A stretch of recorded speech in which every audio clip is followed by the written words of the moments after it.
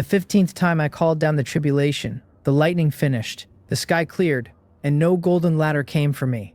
500 years to reach the top of the 9 provinces, and the road out was still sealed. Then a counterattack system activated in my head. It read me out, Gang Li, 518 years old, human emperor, Mahayana stage, and handed me a beginner's gift pack built for the lowest rung there is. My cheat had arrived 5 centuries late and was not sorry. Punch the like button and ring the subscribe bell so you stay in the loop. Every click moves the needle. The story behind this is messier than the hook lets on. Let me roll it back to day 1. Dark clouds stacked over the summit of Jekno Mountain, and bronze heavenly lightning crawled through them like dragons and snakes behind a curtain. The heavenly might pressed down the way a mountain presses on the ground beneath it, and the thunder rolled like drums beside my ears. The lightning turned to plasma and poured over the figure standing there with his hands clasped behind his back. I let it strike me until it had nothing left to give. Then the clouds thinned and blew apart, and I looked up with more hope in me than I wanted to admit to. The sky was clear, and there was no golden immortal ascension ladder anywhere in it. I muttered that I still could not ascend, and the disappointment settled exactly where I expected it.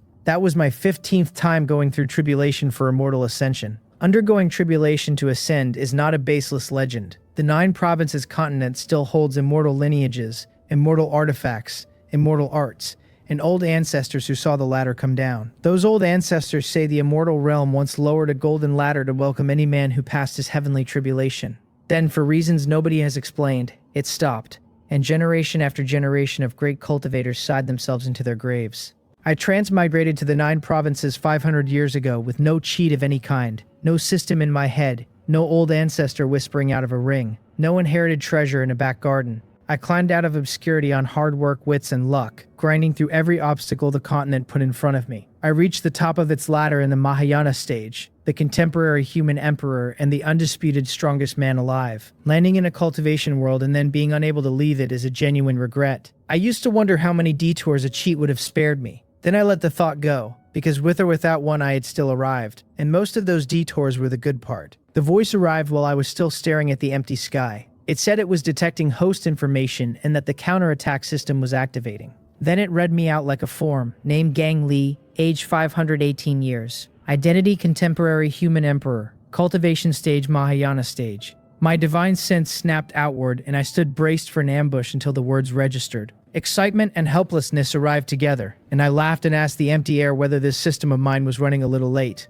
Late or not, a system still has to be opened. It told me it was a counterattack system, and that its function was to assist the host in defeating everyone who looked down on the host. Then it told me to receive the newbie gift pack. The word counterattack put a small cold weight in my stomach. I pushed the feeling down and told it to hand the pack over. A heap of goods dropped out of empty air, and I sat down cross-legged to inventory it. The pill bottle came open on a fragrance that lifted my mood, the scent only top-grade medicine carries. That was 20 top-grade chi gathering pills, which worked miracles on a chi training cultivator. Under them sat 1 top-grade foundation establishment pill, good for a perfect foundation, and 10 low-level talismans, 2 for strength, 2 for speed, 2 for stealth, and 4 for serenity. After that came 150 low-grade spirit stones and an incomplete manual of Taoist magic titled 4 ounces deflecting 1,000 pounds. A thoughtful note from the system sat beside it, calling the manual a secret the Taoist sect never passed down. Learning even the incomplete version makes a man invincible at chi training, and completing it would cost 100,000 source points.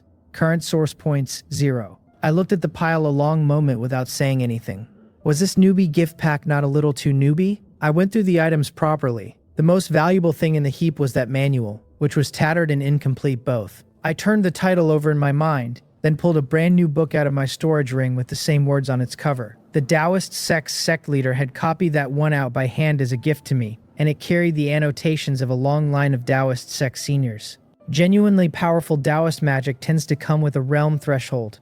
The thick earth sect's cauldron suppressing the central planes only activates on golden core magical power, and the heart demon sect's butterfly transformation of yin and yang wants the same. 4 ounces deflecting 1,000 pounds has no spiritual chi requirement at all, which is the entire point of it. It runs on power following intent, and on weakness overcoming strength, one of the rare threshold-free arts that lets a man fight above his rank. I compared the 2 books line by line and confirmed the contents were identical. They were good things, every one of them, so why was the whole pack calibrated for the chi training stage? I asked the system what my cultivation stage was. The mechanical voice answered, Mahayana stage. I asked whether it had handed me the wrong newbie gift pack, whether that was a chi training pack rather than a Mahayana one. Upon inspection, no error. I asked again what my cultivation stage was, and again it said Mahayana stage. I asked what rank of person the newbie gift pack it gave me was suitable for, and it said chi training stage. I asked whether it had been given incorrectly, and it said that upon inspection there was no error.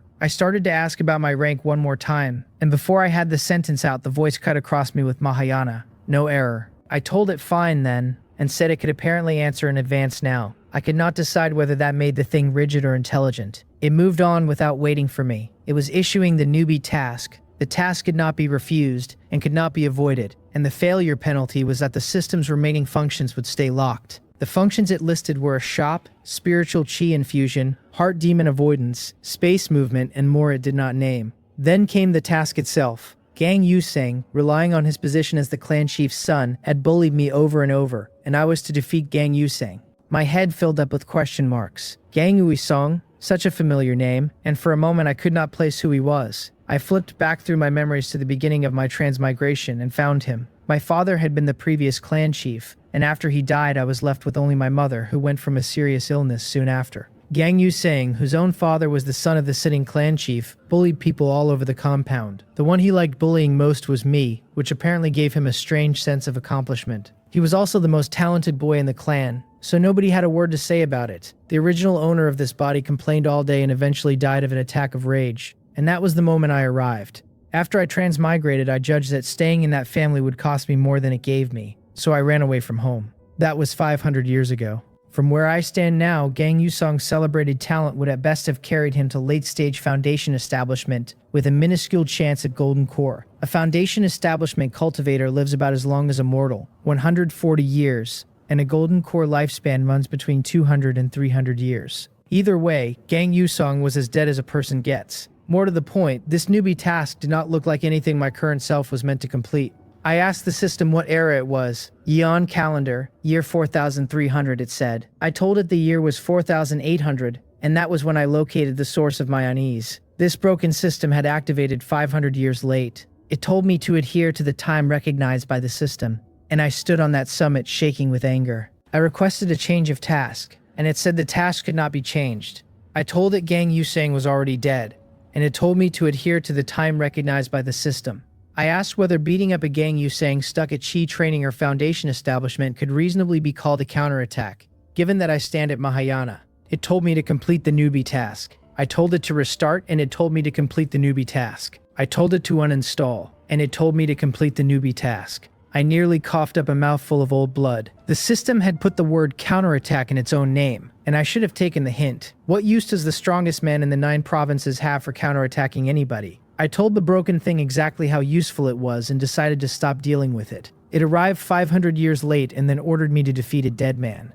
I did not know how a person manages that, short of declaring victory inside his own skull. At the foot of Jokno Mountain, a crowd of powerful cultivators had waded through the whole tribulation. They were leaders of great sects, rulers of imperial dynasties, and old ancestors alive for thousands of years, and their cultivation could be politely described as world-shaking. If the immortal realm were reachable, every one of them would have gone into seclusion long ago to chase tribulation and ascension. A few had passed the immortal ascension tribulation themselves, though none of them attempted it as often as I had. They had not come to see whether I would survive.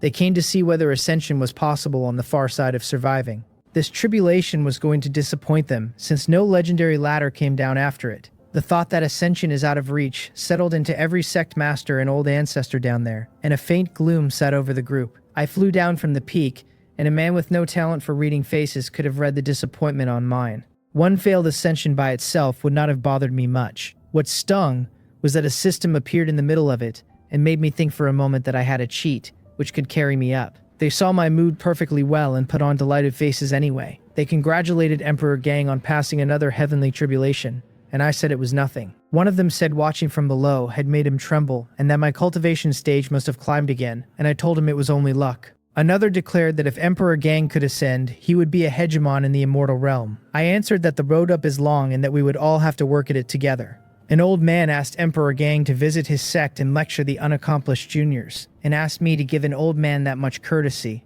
I told Senior Jang there was no need to talk that way, and that this junior still remembered his teachings. When I had time, I would trade cultivation experience with him and let the juniors listen in. Someone lamented that the immortal realm is too far off, its position uncertain, the world barrier too thick. Otherwise, he said, a cultivation stage like mine might break that barrier open by force. A third voice pointed out that only the Mount Sumeru lineage, finest in the world at the way of space, could pinpoint the immortal realm. I thanked the sect masters one by one and promised to visit and pass on what I knew. After I said my farewells, I called the system up again, because the old Buddha from Mount Sumeru had given me an idea. I asked whether it could send me to the immortal realm. It said the system would later open the space teleportation function, which can take the host to the immortal realm. I asked whether it could send me now, and I will admit I was delighted.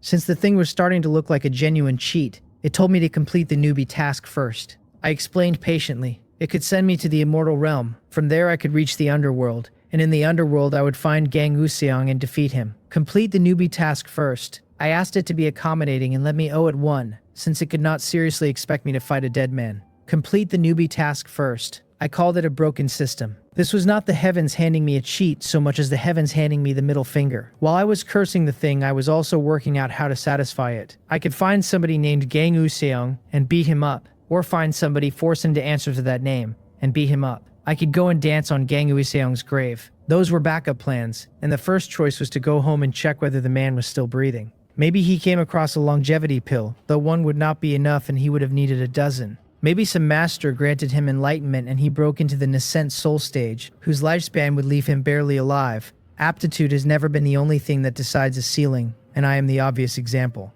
The human emperor hall is respected across the 9 provinces, and sits above the ordinary order of things. One of its duties is mediating between the great powers, so that fights between cultivation forces do not become massacres of ordinary people. A man cultivated to the peak can overturn mountains and seas with a thought. After the old human emperor died and before a new one emerged, the ancient sect in the imperial dynasty swept across half the continent fighting without mercy. Anyone who stepped forward to mediate was annihilated by the two of them together. That killing tribulation only ended when the new human emperor took the seat and executed the ancient sect's sect master and the imperial dynasty's country ruler. The new human emperor was me. The continent is packed with imperial dynasties and sects that compete and push each other higher, which was the policy the first human emperor set. Cultivators want longevity, but they are also fond of a fight, and simply sitting on them is no long-term answer. So the hall never suppressed the other powers. It assisted them and encouraged them to compete, and that is why geniuses come out of the 9 provinces without a single generation's gap. It is also why the continent carries thousands of small states alongside the 9 great dynasties, and only a state with 10,000 years of fortune gets called an imperial dynasty. My hometown sits inside the great Zhou dynasty, an unremarkable little town on a plain with no mineral veins and no spirit treasures. In my memory, the strongest person there stood at Foundation Establishment, which made Gang Yuisong, with his real shot at Golden Core, a local prodigy. I stood at the city gate staring at a changsong that had nothing to do with my memories. The small moss-covered town was gone, replaced by high walls of refined steel stone, and a gate wide enough for any large beast mount to stroll through.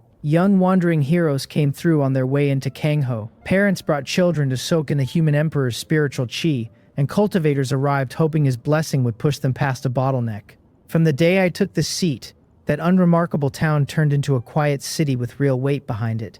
Even the guards on the gate were Golden Core cultivators, and the traffic under them was thick and loud. The first thing a visitor sees inside the gate is an enormous bronze statue. The man in it holds a long halberd and looks out in every direction like an immortal god inspecting the mortal world. The man in it is me. I had come back expecting the old line about asking a guest where he came from, so I wore only a straw hat with my real features in its shadow. What I got instead was the other old line, the one about there being nobody under heaven who does not know you. A crowd was worshipping around the statue, and I could feel the power of faith flowing into it, so I put a spell on my face. I grabbed a passerby at random and asked where the Gang family was. He looked old and walked slowly, though of course I was older. He laughed and told me I must be from out of town, since nobody in Cheongsong fails to know where the Gang family sits. Dead in the center of the city, next to the city lord's mansion, and he pointed the way. His accent was thick enough to defeat an outsider, but I grew up here, so it gave me no trouble. He said the Gang family used to be a small family tucked into a corner of the city. After the human emperor took the seat, cultivators kept arriving to investigate where that strength came from. The Gang family worked the situation from the inside and became the largest family in Xiangsheng almost overnight. They never even moved house, he said, and as the city expanded, their old address simply became the middle of everything. Then he decided there were too many ears nearby and pulled me into a corner. He lowered his voice to tell me there was a rumor that the gang family runs the whole city, and even decides who becomes city lord. I shook my head and told him that cannot happen in a great Jew that governs by law. The great Jew imperial family has studied the time Tao in fine detail, and can walk back up the river of time to expose the truth of any matter. I have met the previous Jew emperor and the current one, and both kept inside the law without a single overstep. Among the 9 great dynasties, only great Jew binds its state fortune to its statutes. If the country ruler knowingly lets a man go unpunished, the state fortune suffers, and in a bad enough case it will crush the ruler to death. Every other imperial dynasty worships martial power, and there the law is trampled openly or quietly as convenient. So I could believe the gang family had influence over a city lord. I could not believe they picked him. Since the old man clearly knew things, I kept asking. I wanted to know whether the gang family's old ancestor, Gang Yusong, was still alive and what his cultivation stage was. That one he did not know. He did tell me to wait 2 more days before calling on the family, because it was their ancestral worship season. The mansion had been closed for 9 days with no outsiders admitted, and today was the 7th. I laughed and said I had walked straight into the once-a-decade worship, and wondered aloud whether that made me lucky or unlucky. The original owner of this body died at 18, having sat through exactly one of them. The old man gave me an odd look. According to the older generation, he said, the gang family did start at once every 10 years. Since the human emperor took the seat 300 years ago, the worship had grown more frequent, from every 10 years to every 5, and now to every single year. Then he asked, very respectfully, about my cultivation stage, since a man who has lived 300 years is an ascent soul at the least. I smiled, let the question go past me, thanked him, and walked toward the gang family mansion. The gates were shut tight, and a formation was running over them, which matched a mansion closed for ancestral worship. Several golden core cultivators were posted at the 4 directions, and getting inside was still trivial for me. Announcing myself as Gang Li, the human emperor, would have brought the entire family out onto the steps, and I did not want that. I have never had warm feelings towards them, and in 500 years I never once came back. Even so, they had the nerve to fly my name over the city while conveniently forgetting how they bullied the boy whose body I took.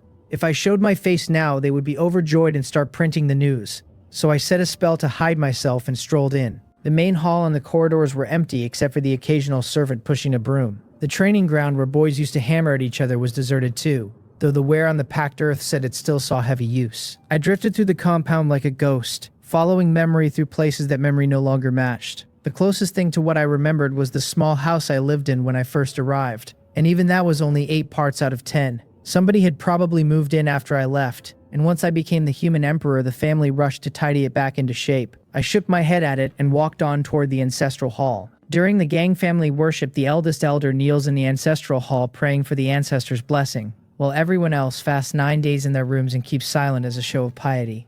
The elder kneeling there was old and frail, his face carrying so many wrinkles they had nearly swallowed his eyes. I used a small spell to look at the face he wore when he was young. The brows carried 3 or 4 parts of a resemblance to Gang Useong, which made him a son, a grandson, or something further down. Gang Useong's memorial tablet sat right there at the bottom of a group of tablets. I sighed softly and turned to leave. He had died after all, and even though I expected it, the confirmation put a dent in my mood. My gloom lasted until a shrill voice cut through it out on the street.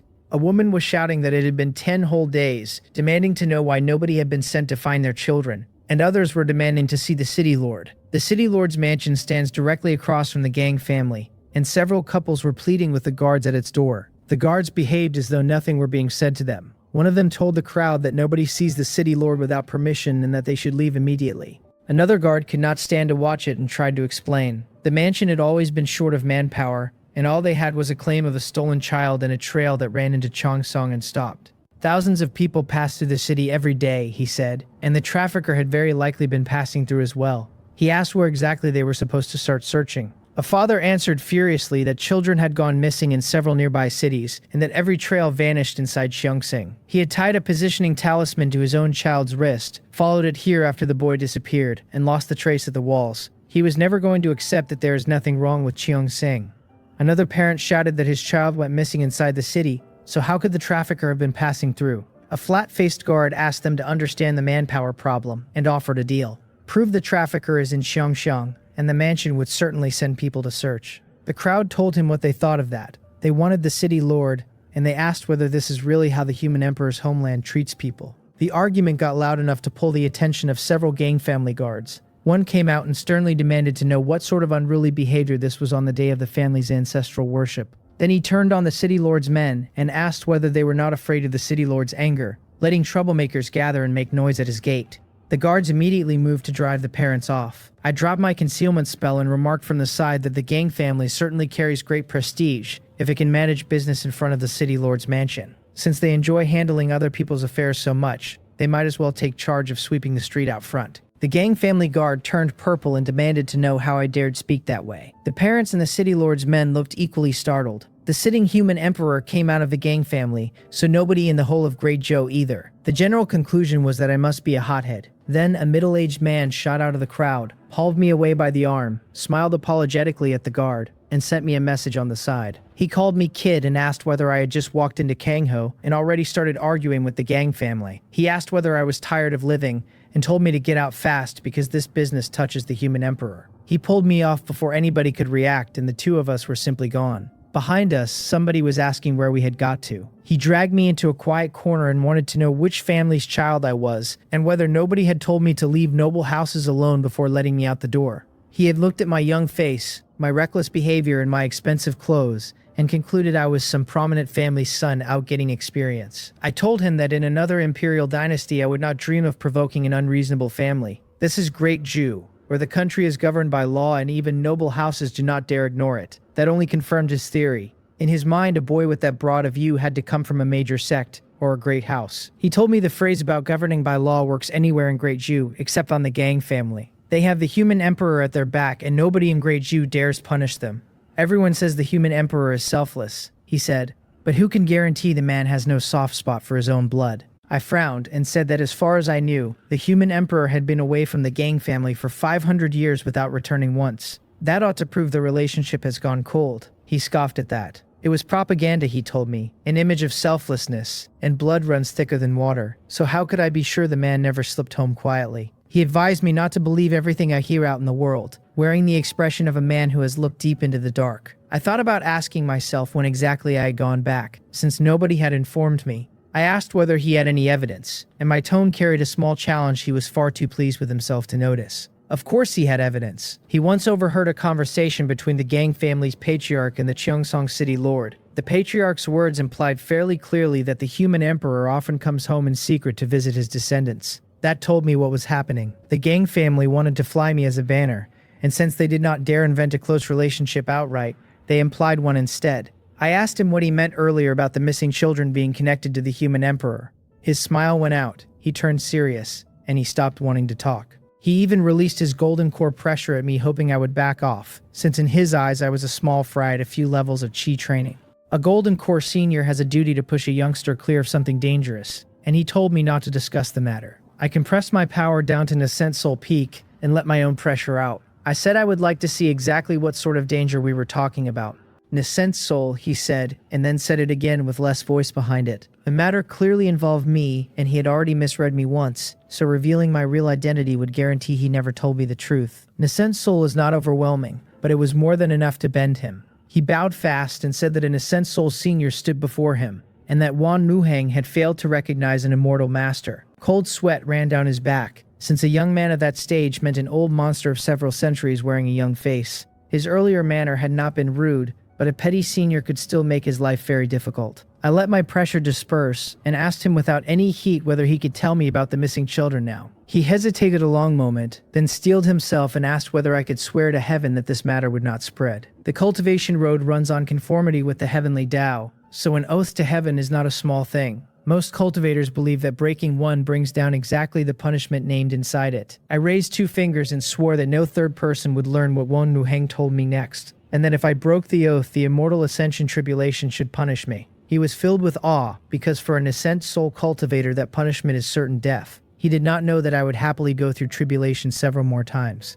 He invited me into his humble home and set up several layers of formations with practiced hands. Then he gritted his teeth and crushed a precious jade to lay down, one more layer that even an ascent soul cultivator could not detect. He brewed a pot of his best tea and poured a cup for me before pouring his own. Then he started 10 years back. He had been at Golden Core Peak then, a thin membrane away from the Ascent Soul stage, and he had spent 20 years against that membrane without finding a way through. So he came to Cheongsong looking for an opportunity and arrived to find that somebody in the city had lost a child. He enjoys helping people, so he tried to help. And what he found underneath was not simple at all. Children had not started disappearing recently. Cheongsong and several nearby cities had been losing children continuously for more than 200 years, and every one of them was an infant under a year old. He also noticed that the timing tracked the gang family's ancestral worship, and that the more often the family worshipped, the more often children vanished. So he investigated the family and confirmed that the gang family was taking the children. He overheard the family head talking with the city lord and learned they had been colluding with one Cheongsong city lord after another to bury the cases. At the start, the local government at least sent men out to pretend to search, and in the last 2 years they stopped pretending. They simply announced they were short-staffed and would not search, and he called them a pack of scoundrels. Veins stood out on his forehead while he talked, and he crushed the teacup in his hand. The gang family has the human emperor hall behind it, he said, so exposing this carelessly would ruin him rather than them. He needed hard evidence and he needed to publish it, and after that not even the hall could stop the talk of ordinary people. I sat with that a moment and asked what the gang family wanted with the infants. He hesitated, said he did not know, and offered that perhaps it was for refining magical artifacts. I looked into his eyes and told him flatly that he was lying, and asked what he was afraid of. His scalp crawled under the look. The matter truly cannot be spoken, he said, and whoever speaks it dies. I took a jade token out of my storage ring instead of arguing with him. The front of it read Taoist sect, and the back carried a slowly turning yin and yang symbol. The whole token was a single seamless piece that did not look carved so much as grown by a divine hand.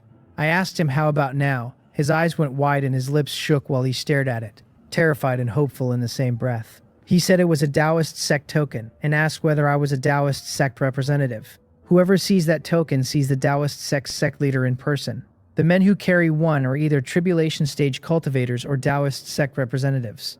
No more than 5 tokens are said to exist, and this Nascensol Senior clearly belonged to the second category. He revised his estimate on the spot, from centuries-old monster to genius who reached Nascensol at roughly 20. I nodded and told him my name was Zhang Li, the current Taoist sect representative, and that I do not change my name or my identity. I had invented both about 4 seconds earlier, and given my relationship with the sect master, nobody there would object. Wan Muhang went incoherent, stumbling over the fact that he had made a Taoist sect representative swear an oath. A representative is a near certain future sect master. The Taoist sect is the oldest sect on the continent, older even than the human emperor hall, and it has produced immortals over and over. Its heritage runs deep, and it is one of the very few forces unafraid of the hall. All of that holds true only if you leave me out of the accounting. With the representative involved, his odds of bringing down the gang family had improved enormously, and he recited the clarity incantation several times before he got himself under control. He explained that the reason he had not dared speak was fear of dragging Senior Zhang into it. The human emperor might well move to erase them both over this, but a Taoist sect representative presumably does not fear the human emperor hall. Then he dropped his voice to almost nothing, as though speaking any louder would let the hall hear him. The human emperor, he said, might be cultivating the demonic path. He looked up, expecting shock or horror on my face.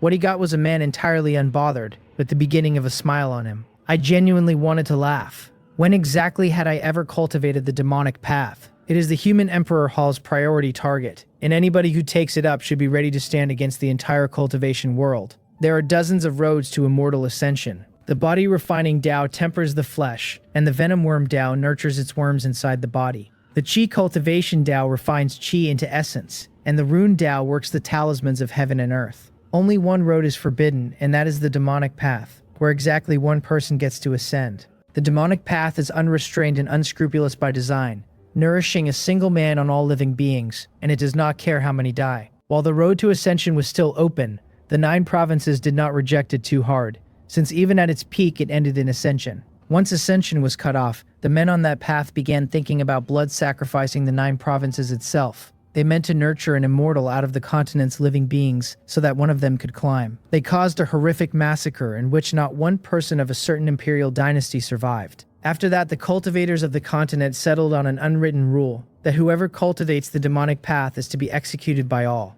He asked whether I was not surprised, and I told him that without proof there was nothing to be surprised about.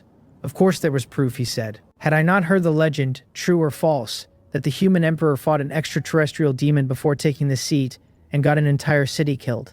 Beyond that, the gang family had already stolen more than 100 infants. What could a family do with that many except blood sacrifice them, using form to supplement form to push somebody into the Nised soul stage? That is a thoroughly demonic path method, he said, and there is no way the human emperor does not know.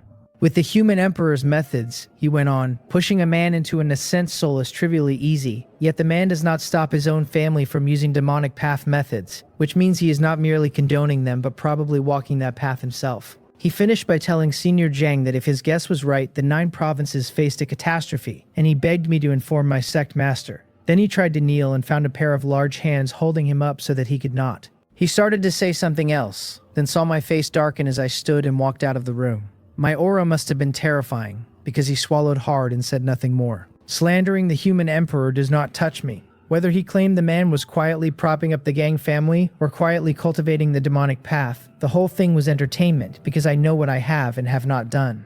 His guess about the Gang family blood sacrificing infants was a different animal entirely, because I could see how likely it was to be true. Nothing else explains why a family would need that many infants. The human Emperor Hall is the leading force in the 9 provinces against demonic path cultivation, and the Gang family might be using my name as cover while walking it. Anger took me over completely. I spread my divine sense out for hundreds of miles, took in Xiangsong and several other cities at once, and found nothing. Finding nothing was itself the problem, since I found no blood-sacrificed infants and no missing infants either. I swept the mansion specifically, and the family was still at its worship. No changes, no basements, no hidden passages. Either everything Wan Muhang told me was wrong, or somebody had put the infants into another space. There are 2 ways to use space in the 9 provinces.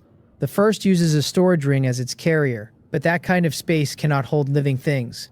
The second is a spatial node which cannot be moved, but can hold the living, and secret realms are that type. A node's position is extremely well hidden, and unless somebody is going in or coming out, there is no detecting it from outside. I went back in and asked whether he had concrete evidence, a recording of the conversation between the Patriarch and the City Lord, for instance. He noticed that I had come back calm, with none of the gloom I left with. He said no. Using a recording orb would have thrown off a magical fluctuation the Nascent Soul City Lord would have caught, and beyond that he had nothing. He sounded low about it, then rallied. He suspects the family only performs worship on the surface, while blood-sacrificing infants underneath, but their defenses during the worship are too tight for him. He tried for years and never got in. He pointed out that they were worshipping right then, and suggested Senior Zhang might try. I shook my head and told him I had already been inside the Gang family and found nothing unusual, and then I stopped in the middle of the sentence. My divine sense had never been withdrawn, and it was still covering 100 miles in every direction. The corner of my mouth pulled up, part discovery and part something less pleasant. I told him that talking about it seemed to have turned something up. Under a large tree on the outskirts of Chingsong, space twisted and an old man in hemp robes stepped out of it. He looked carefully around himself, confirmed nobody was watching,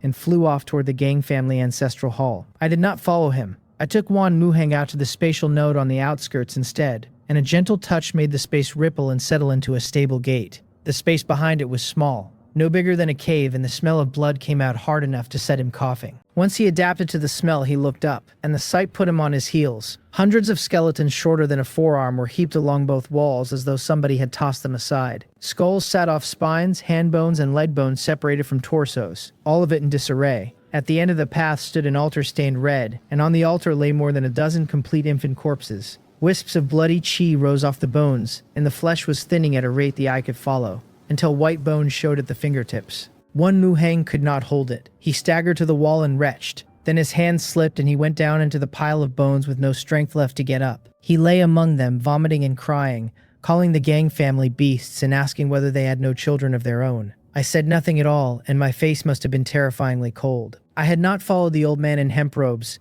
because the man could not run anywhere. I came here first to see whether anybody could be saved, and the answer was that not one of them could. The rebirth incantation is a righteous and peaceful thing. It started low and hurried and unintelligible in that small space, then grew louder and clearer as it went. The last few syllables shook the space itself, knocking pebbles loose until the cave felt ready to collapse. He got out most of a word of my borrowed name and stopped. Shaking a space to the brink of collapse with sound alone is not something an ascent soul cultivator does, and he knew it. I turned to look at him with red rims around my eyes, showed him my teeth in something like a smile, and suggested we go and pay the Gang family a visit. The old man kneeling in the ancestral hall was the eldest elder of the Gang family, and also the Gang clan chief. When the old man in hemp robes arrived, the clan chief propped himself up on his cane, rose with his face full of delight, and performed a junior's bow. He greeted the old ancestor, noted that he had come out of seclusion 2 days early, and asked whether he had already broken through Nescent Soul Peak into the soul transformation stage. The old man in hemp robes shook his head and said with regret that entering soul transformation is easier said than done.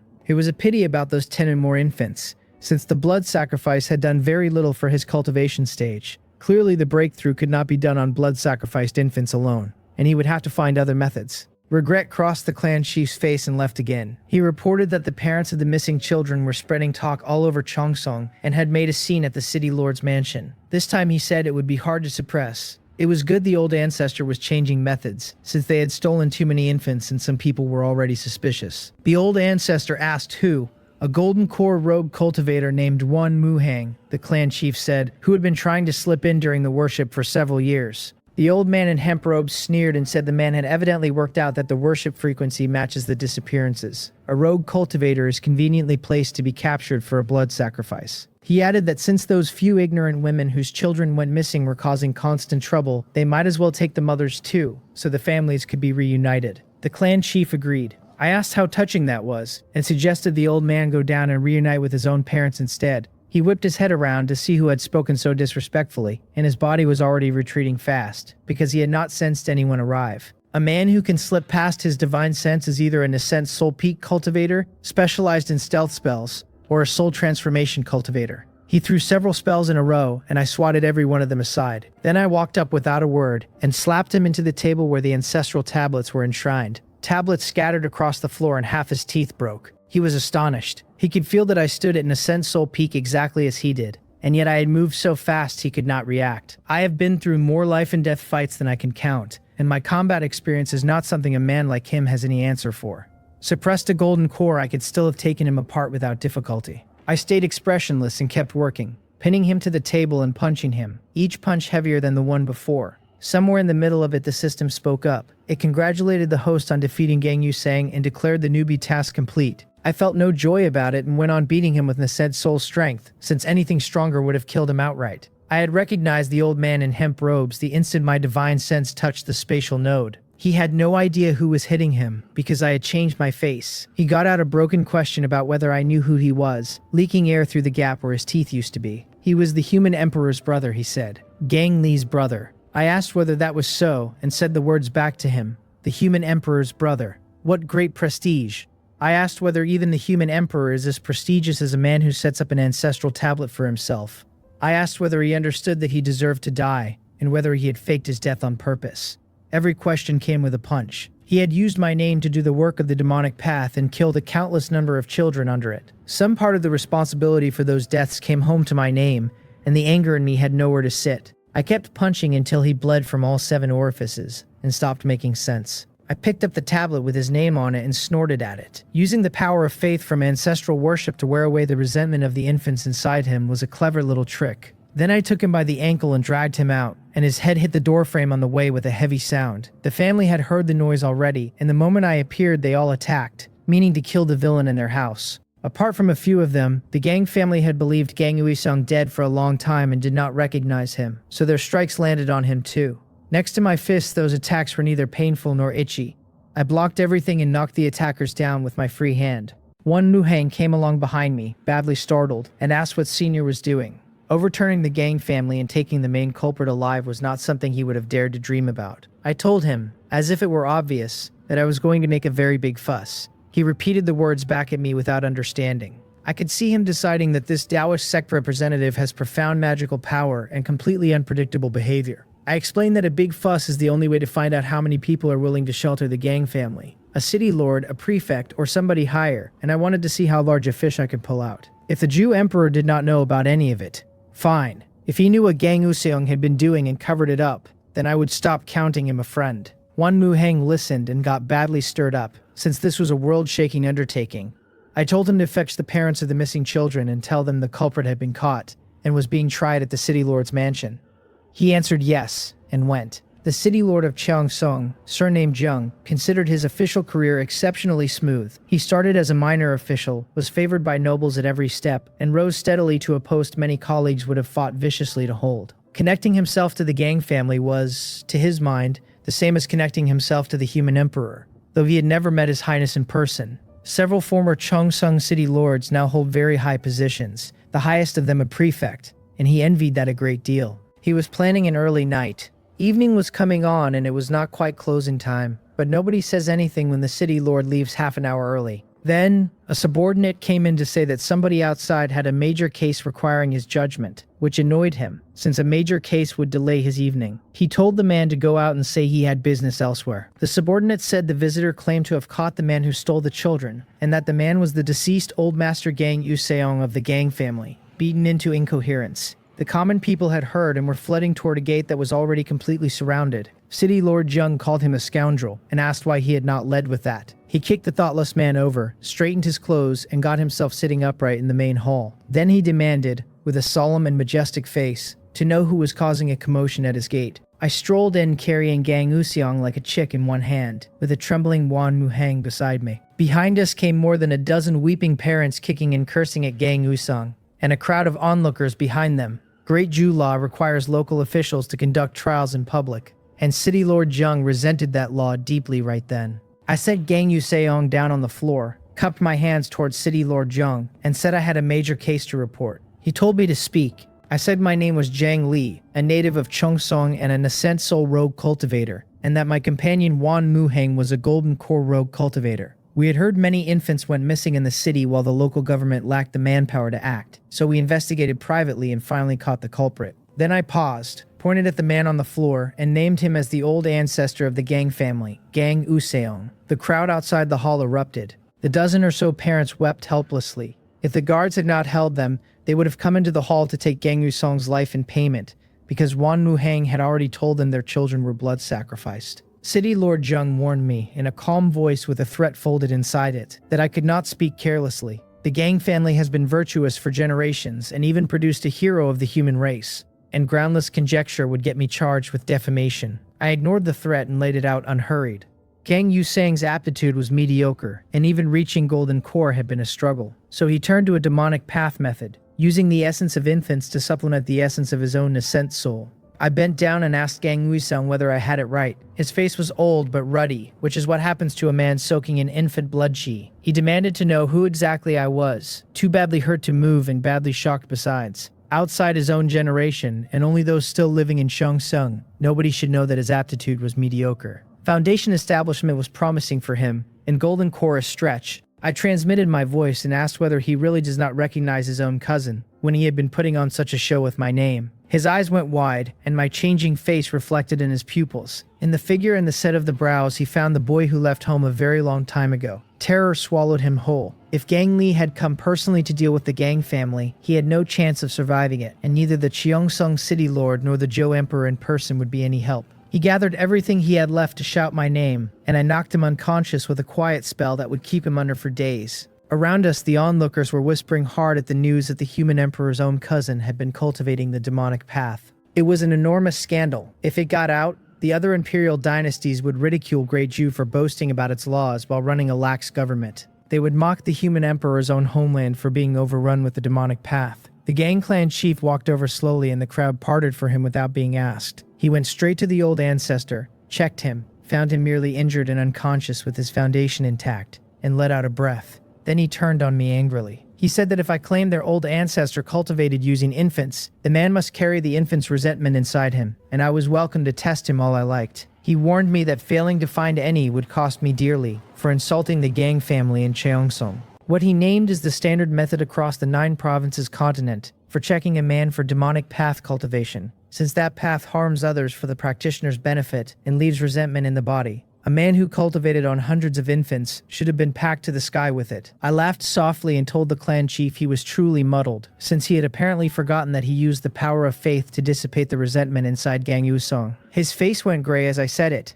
Very few people know that the power of faith can dissipate resentment, and he could not work out how I knew. Thinking about it was useless at that point, and the only thing that mattered was burying the matter fast. I said the resentment can be dissipated, but the infant's remains are still where they are. I had happened to cross a spatial node with those remains piled inside it, and I suggested the city lord take some men and go look. The clan chief told him not to listen to this person's nonsense. I had arrived in the city only yesterday, he said. So how could a man coincidentally find a spatial node in a single day and then insist it belonged to the Gang family? I must have been hired by a rival family to slander them, and he begged for a thorough investigation. The reason he arrived late was that he had sent people to quietly check my identity and dispose of the evidence, and it had all been too rushed. All they found out was that I had just arrived, and the spatial node had not been fully cleaned. City Lord Young declared that it was getting late and the case complicated and hard to conclude, so the trial would resume another day to establish the truth.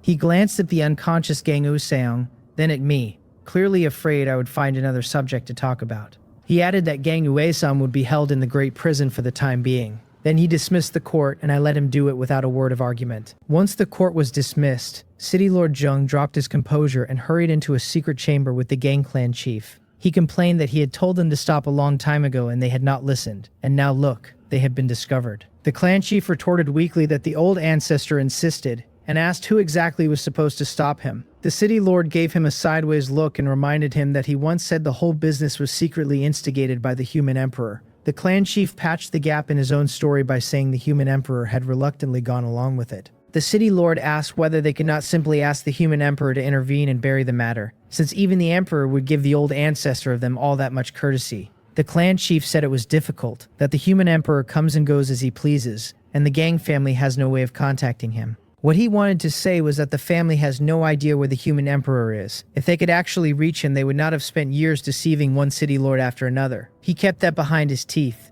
Asked what he suggested, the clan chief proposed a two-pronged approach. The only thing that could count as evidence was the spatial node, which he had already sent people to deal with. One Mu Hang was easy, timid, and weak-willed. Zhang Li was the problem, a man he had never heard of with extremely high combat strength, and taking the old ancestor alive made him arguably the top expert in Shangshang. Force would not work, so the clan chief would go find him personally that night and see whether we could be persuaded to leave. The matter touches the human emperor's reputation, and surely nobody would disregard that to press charges. City Lord Zheng stroked his beard, and called that excellent, then said there was still one problem. The clan chief asked what problem. The city lord asked who one Nu Hang was, and the question sat there in the chamber without an answer. We said goodbye to the parents, who thanked us endlessly and tried to give us gifts we declined, and went back to Wan Nu Hang's small courtyard.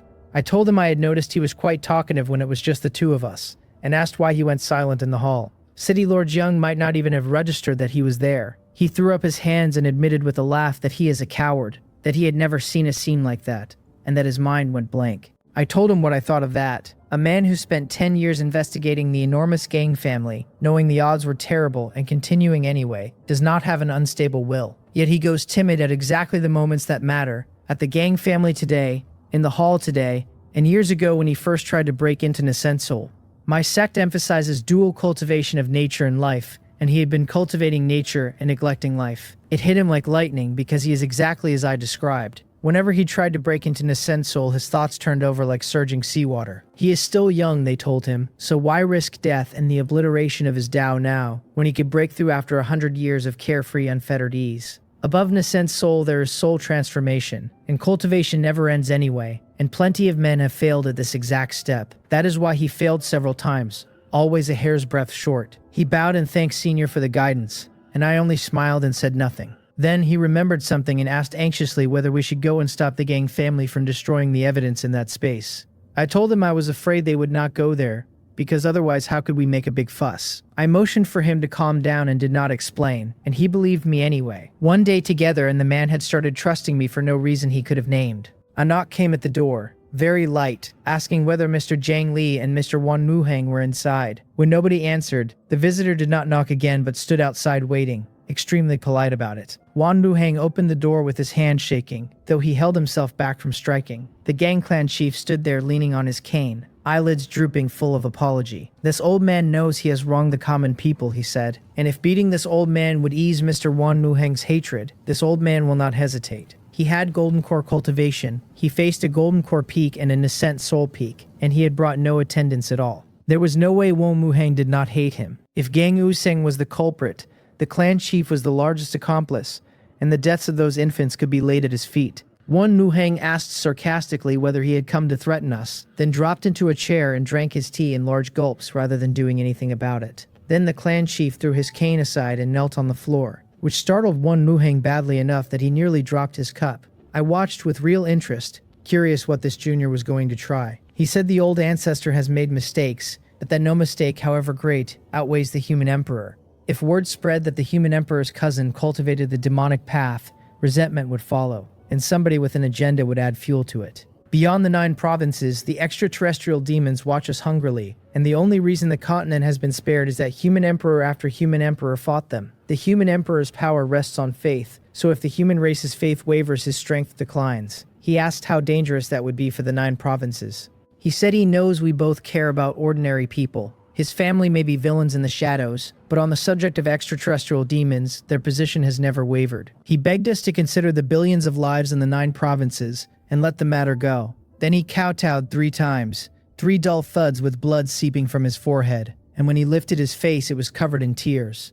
One Muhang was moved by the sincerity of it and found himself thinking about dropping the case. He even went a step further in his own head. If the human emperor had cultivated the demonic path, then he had done it to resist the extraterrestrial demons for the sake of all living beings. The old man came close to persuading him, because the shaking of faith he described is genuinely possible. Half the human emperor's strength is his own power, and the other half is the faith invested in successive human emperors, which puts the office at a level better than immortal. An assault comes every few hundred years, and the human emperor meets it first. More than half of my predecessors died doing that. If the current one fell because his faith had thinned, one Muhang would carry the guilt for life. I told the clan chief that what he said makes sense. Then I asked why. If the gang family knew all along that this might shake the people's faith, they went on sacrificing infants. Anyway, he answered shamefully that the old ancestor was greedy for worldly prosperity and wanted the nascent soul stage so he could see a few more days. A single misstep had become an eternal regret from which it is hard to turn back.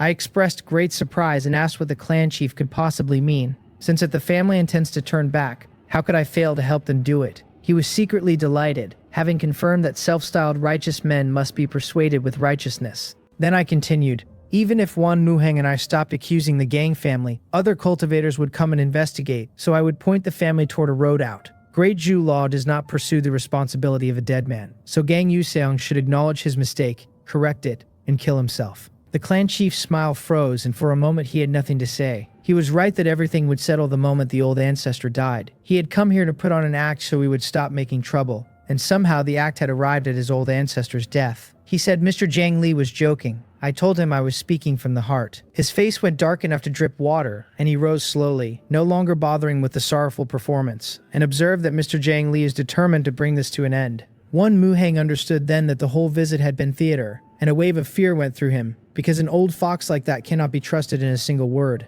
I told the clan chief it is not about an end, that I simply like to finish what I start, and I showed him the door. He snorted, flicked his sleeve, and left. Wan Muhang asked tentatively, with his neck pulled in, whether we might just let it go. I asked whether he was scared. He stiffened his neck and said nobody would be afraid of those beasts, and that thinking about the bones still brings anger up in his chest. Then he deflated. If we damage the power of faith in the human emperor, and that damages the fight against the extraterrestrial demons, we would be eternal sinners. Hundreds of dead infants is a major matter, but the human emperor guarding the 9 provinces is a larger one, and the latter would probably win his vote. I laughed and told him he was overthinking it. My sect leader once told me the current human emperor's talent far surpasses previous generations. The boost from the power of faith is nice for Gang Li to have, but it hardly matters when absent. He was immediately relieved. What I did not mention is that I grow stronger with every lightning tribulation, and that after my 4th one, the power of faith stopped doing anything for me. 160 years ago, I refined a bronze cauldron and set it in the human emperor hall. All the faith the 9 provinces sends toward me goes into that cauldron, saved up for whoever holds the seat next. Late at night, I called the system interface up. It congratulated the host on undergoing arduous cultivation and difficult combat to defeat Gang Yuseong, and asked whether I would like to settle the reward. My mouth twitched, and I badly wanted to ask when exactly the arduous cultivation and the difficult combat had taken place. I suppressed the urge and told it to settle. A pure force came down out of the void and poured into my body, and I observed with some surprise that it is less than what I generate in a single breath. Then I remembered it was calibrated for chi training cultivators and decided that was fine. By my estimate, if I could have used that power back then, I would have hit the perfect grade during Foundation establishment. That grade is a privilege reserved for core disciples of the great sects, and it raises combat power by several levels. I praised it as good stuff and then expelled every bit of it from my body. Nobody with sense refines a power whose origin he does not know. Next, a scroll of bamboo slips bound with a thin red string dropped out of the void, a body-refining technique called Dragon Tiger Arhat Strength. As cultivation deepens, it gradually changes the cultivator's blood, so that emotional agitation releases unmatched power. Its levels are graded by animal strength: 1 ox, 1 tiger, 1 elephant, 1 lesser hornless flood dragon, 1 dragon, and upward. Minor achievement is the strength of 1 tiger, and medium achievement the strength of 1 dragon. Major achievement is integrating dragon and tiger strength completely, at which point a man in extreme anger can wrestle a true dragon. 2 minutes of reading and 3 minutes of rough deduction gave me my conclusion, which was that I had wasted 5 minutes. A soul transformation cultivator would call that technique a priceless treasure on sight. It is useless to me. The 4 Seas Dragon Clan currently circulates a technique called Gang Li Human Emperor Strength, compiled by the Dragon Kings themselves. At major achievement, it lets a man wrestle one of the Human Emperor's hands. By results, no member of the Dragon Clan has yet beaten one of my hands. Medicinal pills with pill clouds and pill fragrance, medium-grade spiritual artifacts. None of it interested me. I set aside a corner of my storage ring for the system, piled the pills, the spiritual swords, and the body-refining technique into it, and stuck a label on the pile. The label read, "Useless items from the system for a lonely counterattack." Number 2. The newbie gift pack was naturally number 1. Then a new mission released. After I joined the Huangwen sect, the Grand Elder's grandson Unbo believed my 5-element spiritual root dragged down the sect's average and made things difficult for me constantly. I was to defeat him with overwhelming power. This mission can be abandoned. The reward is 1 opportunity for enlightenment, 1 piece of a mysterious map fragment, and 1 high-grade spiritual artifact of any style. Upgradable. This time I placed the name immediately. The Huan sect was a small sect near Cheongsong with a sect leader at late-stage Golden Core and 5 Golden Core elders. My heavenly spiritual root was concealed back then, and I showed the world nothing but the worst 5-element spiritual root, so no sect wanted me. I worked out that the Wahan sect was short of funds by studying the shopping lists of its disciples going down the mountain.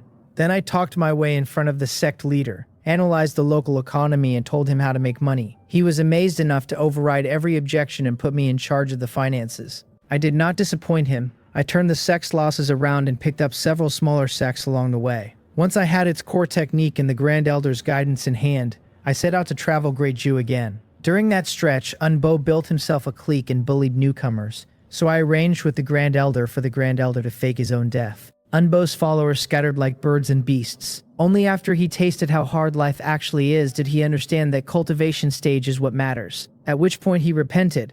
300 years ago, he had already reached the nascent soul stage, and with the longevity pills I gave him, staying alive should be no trouble. I decided not to abandon that mission, because the mysterious map fragment had my attention. Then the system announced a new function enabled, the shop, and I was delighted that something interesting had finally turned up. I summoned it, and a light screen appeared in my mind like a computer monitor, the items in neat rows and a great many of them. Focusing my consciousness on an item brought up a short description. The disappointment took about a minute to arrive, because everything on the screen already exists in this world. No phones, no computers, no nuclear bombs, no satellites from my previous life, and no Immortal Realm specialties either. Whether it had a phone or not did not matter much. I mainly wanted to find out what it feels like for my physical body to take a nuclear bomb. I asked whether there were no items from other worlds, and it told me to travel to other worlds first. I pouted and called that another useless function, because if I could already get to other places I would have no need of the system. I told it to sort by the amount of source points required, from largest to smallest, and the screen rearranged itself. At the front sat the cultivation techniques of my own human emperor hall, then the Taoist sect's most precious treasure, the yin-yang heavenly seal. After that came the ultimate treasures of other sects in imperial cities, tribulation stage puppets and immortals' hand scrolls among them. Good things, all of them, and all things I had used already or had no use for. During the fight against the extraterrestrial demons, the Taoist sect lent me that yin-yang heavenly seal. I used it a few times, decided my own weapons were more convenient, and gave it back. A tribulation stage puppet is even less use to me, since what a dignified Mahayana cultivator wants with one is not a question with an answer. The Immortals' hand scrolls I had already read, traded for lectures on cultivation experience. On top of that, I suspect these items do not appear out of thin air, and that the system is quietly lifting them out of the sects. The gang family moved fast, cleaning out that spatial area in half a night. Then they spent 2 full days and nights checking and rechecking before leisurely informing City Lord Jung that the trial could resume.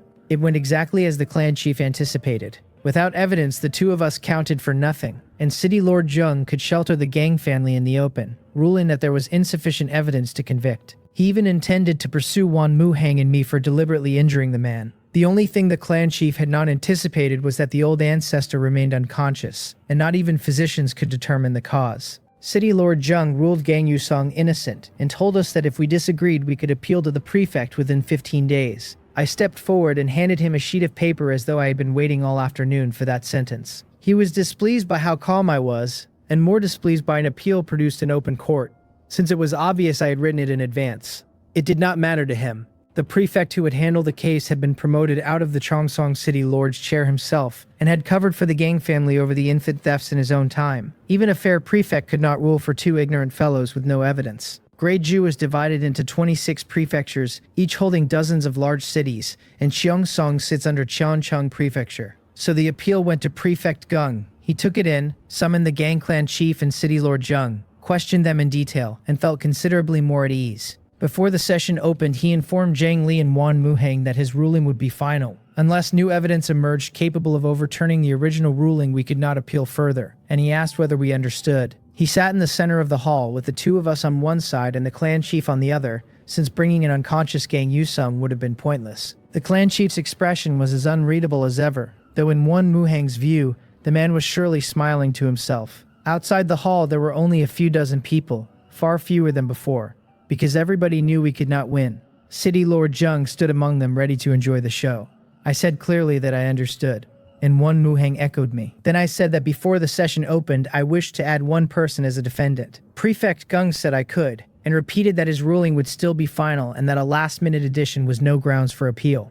I nodded, lifted my chin slightly, and put my hands behind my back. Then I accused City Lord Jung of Cheongsong of abusing his authority for personal gain during his tenure, of covering up Gang Yuseng's theft of infants, and of destroying crucial evidence. I asked Prefect Gung to rule. The clan chief's stomach dropped and a premonition arrived with it. Accusing a city lord requires a presiding official of rank 3 or above, and Prefect Gung is a rank 3 official, so the move was legal. He simply could not see how adding one city lord to the charge sheet turns a loss into a win, and he had the feeling he had forgotten something. He does not know the law. City Lord Jung and Prefect Gung understood my purpose instantly, and two nascent soul cultivators normally untroubled by heat or cold felt cold sweat come up across their backs. I said I suspected that the most crucial evidence in this case, the spatial area where infants were sacrificed with blood, had been destroyed by City Lord Jung. I asked Prefect Gung to submit a memorial to the Imperial Court applying to trace back time and restore the scene. That shattered the last of their hope. The matter was going before the Imperial Court, and neither of them had powerful backing there. Among the 9 great dynasties, only Great Jew dares found a nation on law, and only Great Jew can actually govern by it. The reason is that the Great Jew imperial family is proficient in the Time Dao and can ascend against the River of Time.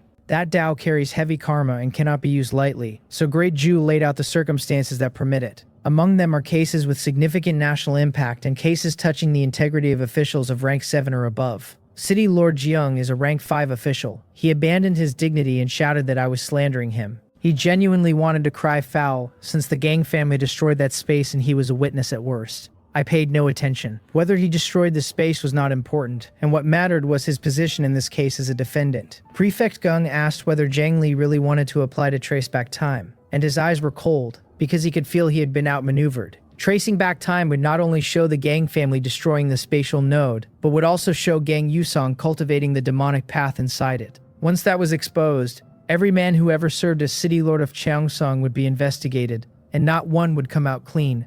Wan Muheng finally understood why I had let the Gang family destroy the node. I told him I was certain. He repeated the question, enunciating every word, and his nascent soul peak aura erupted like a roaring tiger. The bailiff's legs went first, and they dropped to their knees, followed by the Gang clan chief and Wan Muheng.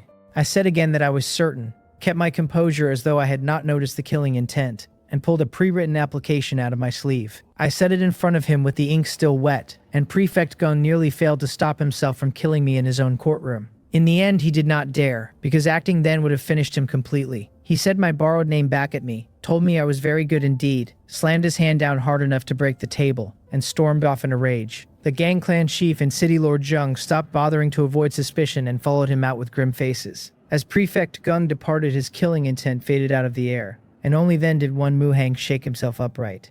I laughed at him and scolded him out of exasperation. Prefect Gung had not even made a move, and his killing intent alone had reduced a golden core peak cultivator to that. So was he not ashamed? He smiled bitterly and told Senior Jiang that Prefect Gung is an Ascent Soul Peak, and that a Golden Core cultivator cannot withstand killing intent of that rank. I called that an excuse and told him I killed an Ascent Soul Peak when I was at Golden Core Peak. He was stunned, and it took him a long while to manage that Senior is truly skilled. He admired me for real, and I could see the exact shape of the admiration. As a Taoist sect representative, my status runs half a rank above a great Jew imperial prince, and officials of the first and second rank would greet me with smiles. I had deliberately declined to use any of that, choosing instead to push the Gang family toward their demise, one step at a time, entirely inside great Jew law. As far as Wan Nuheng was concerned, that was amazing. Prefect Gung walked clan leader Gang out to a deserted stretch of ground and slapped him hard enough to spin him twice in the air. The man landed with his mouth full of blood. I was watching from far enough off that none of them felt me, and the recording orb in my palm took down every word. Taking the post of city lord in Cheongsong had been the biggest mistake of Gung's life, he said, and if the old ancestor wanted 2 more years of breathing, he could arrange them himself. Then Gung demanded to know whether the clan had not sworn that the old ancestor's demonic path was quietly approved by the human emperor. He told them to contact the human emperor at once, since only that word could save any of them now. Clan leader Gang spat out the blood and said the human emperor had always contacted the family, never the other way around.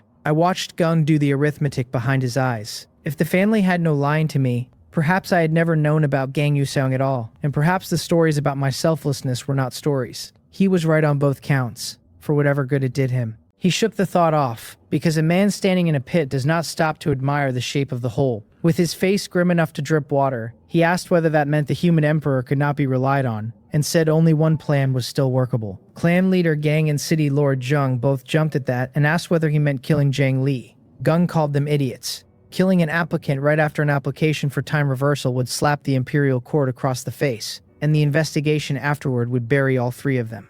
His 100 years of self-cultivation had broken twice in one day, once on Zhang Li and once on these 2. The 3rd prince admired the human emperor's achievements, he told them, and meant to promote the men who had served in Cheongsong. Their only road was talking that prince into performing the time reversal himself and shaping the result. Clan leader Gang asked who among them was qualified to stand in front of a prince. Gung sneered that the other former city lords held decent posts now, that nobody was escaping alone, and that they could go and find someone. The 3rd prince came out of his chair with his face full of disbelief and asked whether the human emperor's own cousin had really walked the demonic path with the human emperor's blessing. Prefect Gung said it was true, that he had learned of it while serving in Cheongsong, and that it had shocked him too. It had taken days of pulled strings by every former city lord to get him into that room, and he had rehearsed the speech several times before he dared use it. The pitch was a small masterpiece of filth. The human emperor held enormous power and few true confidants. Gung said, so he valued blood ties more than anyone guessed, and could not show it. Unable to watch his cousin die, he quietly told the man to take the demonic path, break into Nascent Soul, and buy a few more centuries.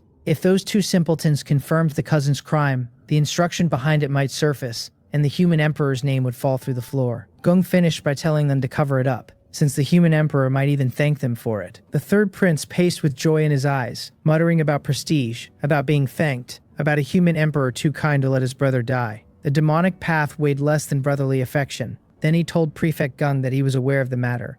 That was all he said, and it was enough for both of them. In the Hyeonjong Hall of the Great Zhou Dynasty, Ji Qi, the Zhou Emperor, read through his memorials with the double pupils he never uses for anything worthwhile. He is slender and handsome, and the majesty coming off him is not a trick of bearing. The state fortune of Great Zhou rests on him and is bound to the fairness of its laws. The juster the law, the heavier the fortune grows, and a guardian who rules unfairly is crushed under what he carries.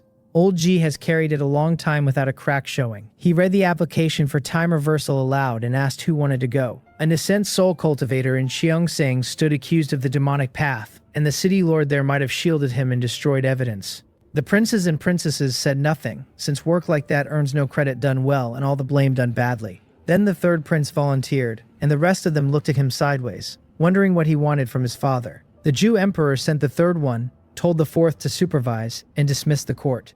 Afterward, the 3rd prince called his brother over. The 2 have never gotten along, since both want the throne and the court has been quietly choosing sides for years. The 4th prince came expecting business, and was handed the background of the case instead. The accused was the human emperor's cousin, the only living relative of his generation, and the 4th prince went pale on the spot. Great Jew will arrest and sentence anyone, up to a representative of the Taoist sect, and it does so by the book. The only thing that changes that arithmetic is a background the dynasty dares not touch. If the cousin walked the demonic path, could the human emperor be ignorant of it? And if not, was he walking it himself? No wonder their father had not named the background in open court, because once named, the verdict could only come back as no. Great Jew has the authority to judge me and no ability to enforce it. A Mahayana cultivator is not a thing an empire spends its armies on, and the whole dynasty thrown at me would only be moths taking turns at a flame. So the two brothers reached the kind of agreement that needs no words. They loathed each other, and the survival of Great Jew bought a temporary peace. The site for the time reversal was set outside Chongsheng, so Wan Muheng and I went back to his house to wait. Those days were hard on him. Nascent soul and soul transformation cultivators he would normally never meet came through his door in a steady line, threatening and coaxing by turns, all urging Senior Zhang Li to withdraw. The reasons never varied. It would harm the human emperor, or it would harm the bigger picture, and after the fourth or fifth I was yawning through the speech. One soul transformation cultivator ran out of patience with my politeness and demanded to know what an ascent soul brat could understand about the human emperor. Then he attacked. I used the chance to show Muheng a gifted ascent soul refusing to lose to an experienced soul transformation cultivator. Someone knocked at the door again and Muheng went to answer it with the face of a man who had run out of hospitality 20 visitors ago. The visitor asked whether Zhang Li was here, which made 3 that day. Muheng had reached the point of wanting to nail a sign to the door, and he asked without much hope whether this one had come to talk me out of the application. The newcomer was cloaked with his face hidden, and something sharp moved in his eyes. He said he had thought Great Jew was an open and clean place, and asked how many had already come. Muheng told him he was the 21st, or possibly the 22nd, and advised him to give up. The visitor said he was no persuader. He had heard his friend was in Great Jew and had come to catch up, and he named Muheng as the owner of the house before Muheng could ask how he knew. I called from the back room and told Muheng to let the man in, because he really was a friend. Muheng showed him through with the politeness of a man who no longer understands his own life. My friend complained that without my handwriting on the application, he would never have known I was in his country, and asked why I had not let him welcome me. I said I had meant to come home, do one thing, and leave without dragging a line of people behind me. Then he pulled the cloak off, and Muheng got a good look at a handsome correct face with a pair of double pupils in it. Muheng managed one strangled word of address before his mind went out from under him. The Jew Emperor asked whether I had ever told my host who I was. I explained that Muheng had started running me down within a minute of our meeting, and that changing my face was the only way to keep him talking. While I said it, I let my features slide back into their own shape. Muheng got as far as asking whether I was the human emperor. Then his mind stopped, and when it started again his whole face had gone red. He had told me, with a great air of secrecy, that the baby-stealing case was protected by the human emperor. Also that the human emperor condoned his cousin on the demonic path, and walked it himself. He now wanted a hole in the floor. Jiqi smiled and said Old Bake would be too happy to sleep for a year if he ever learned I had been going around as a representative of the Taoist sect. I told him it was a temporary identity, twice, then changed the subject with the recording orb. He circulated a spell and watched it through. Clan leader Gang and City Lord Young destroying evidence, the two of them going to Prefect Gung working the line of former city lords until the thread reached the third prince. They had been careful with one another and never noticed the cold pair of eyes writing it all down. Jiqi let out a long breath, thanked me, and said he could take the whole set in one sweep. The Cheongsong faction had deeper roots than he had known. I told him what actually bothered me. Gang Yuseng had told one lie, that I had put him on the demonic path and the world swallowed it whole. From there, people built the rest themselves. That I stay away from home to maintain an image. That I cultivate the demonic path in secret. That the human emperor is its greatest leader alive. They decided the power of faith was what I truly needed. Not one of them stopped to think that a dying old man might simply be lying, or that I genuinely never go home. The fault was partly mine. Being the strongest had let me pour 5 centuries into my own cultivation, while a relative I had not seen in 500 years spent my name like coin. Jiqi sighed and said the same thing from his side of the desk, that the fortune of Great Jew lives or dies on the fairness of its laws. There are always men convinced that connections let them bend. 1. Some officials will not punish a criminal from another dynasty at all, calling it foreign politics and congratulating themselves for serving the imperial will. As an emperor, he said, his heart is very tired. Then we sighed the same sentence at the same moment, that people will stare straight at what is plain and still prefer to imagine. Muheng's eye twitched, since watching 2 of the largest figures in the world sigh at each other was doing something terrible to his idea of both of us. He had been one of the imaginers himself. Jiqi told him it was understandable, since almost nobody alive dares question the human emperor to his face. Then he clapped Muheng on the shoulder hard enough to rock him, and called a cultivator willing to stand up for justice the good fortune of Great Jew. Muhang snapped upright and shouted his agreement like a soldier. Outside Cheongsung, at the spatial node, the crowd came in droves. Turning time back is a time Dao working, and almost nobody sees one, which is exactly why clan leader Gang had never feared my application. A city might go 10 years without a case. Parents who had lost children came in from other cities, wanting to know whether their own had ended up on Gang Useong's altar. The third prince and the fourth prince stood side by side in the air with their eyes half shut and their hands behind their backs. Clan leader Gang and city lord Jung stood together without a trace of nerves, close to laughing. The princes had their agreement, and nothing short of the Jew emperor arriving in person or the human emperor questioning the verdict could turn it over. Other dynasties and sect leaders would not have mattered, and obviously neither of those two men would ever come to a place like this. Then they looked over and saw a black-robed figure in a hood beside Muhang and me, a sneaking sort of rat who plainly could not be up to any good. The third prince called the hour and told the crowd to make ready. Their hand seals moved fast enough to leave layered afterimages,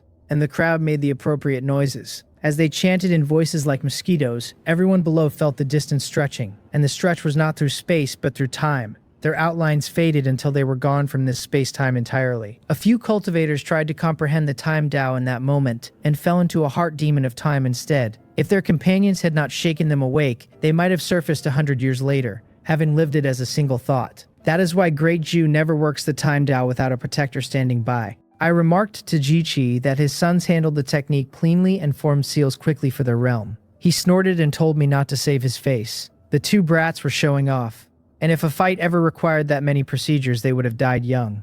Once this was finished, he would put both through proper combat drilling. Muhang stood between us trembling and did not dare put in a word.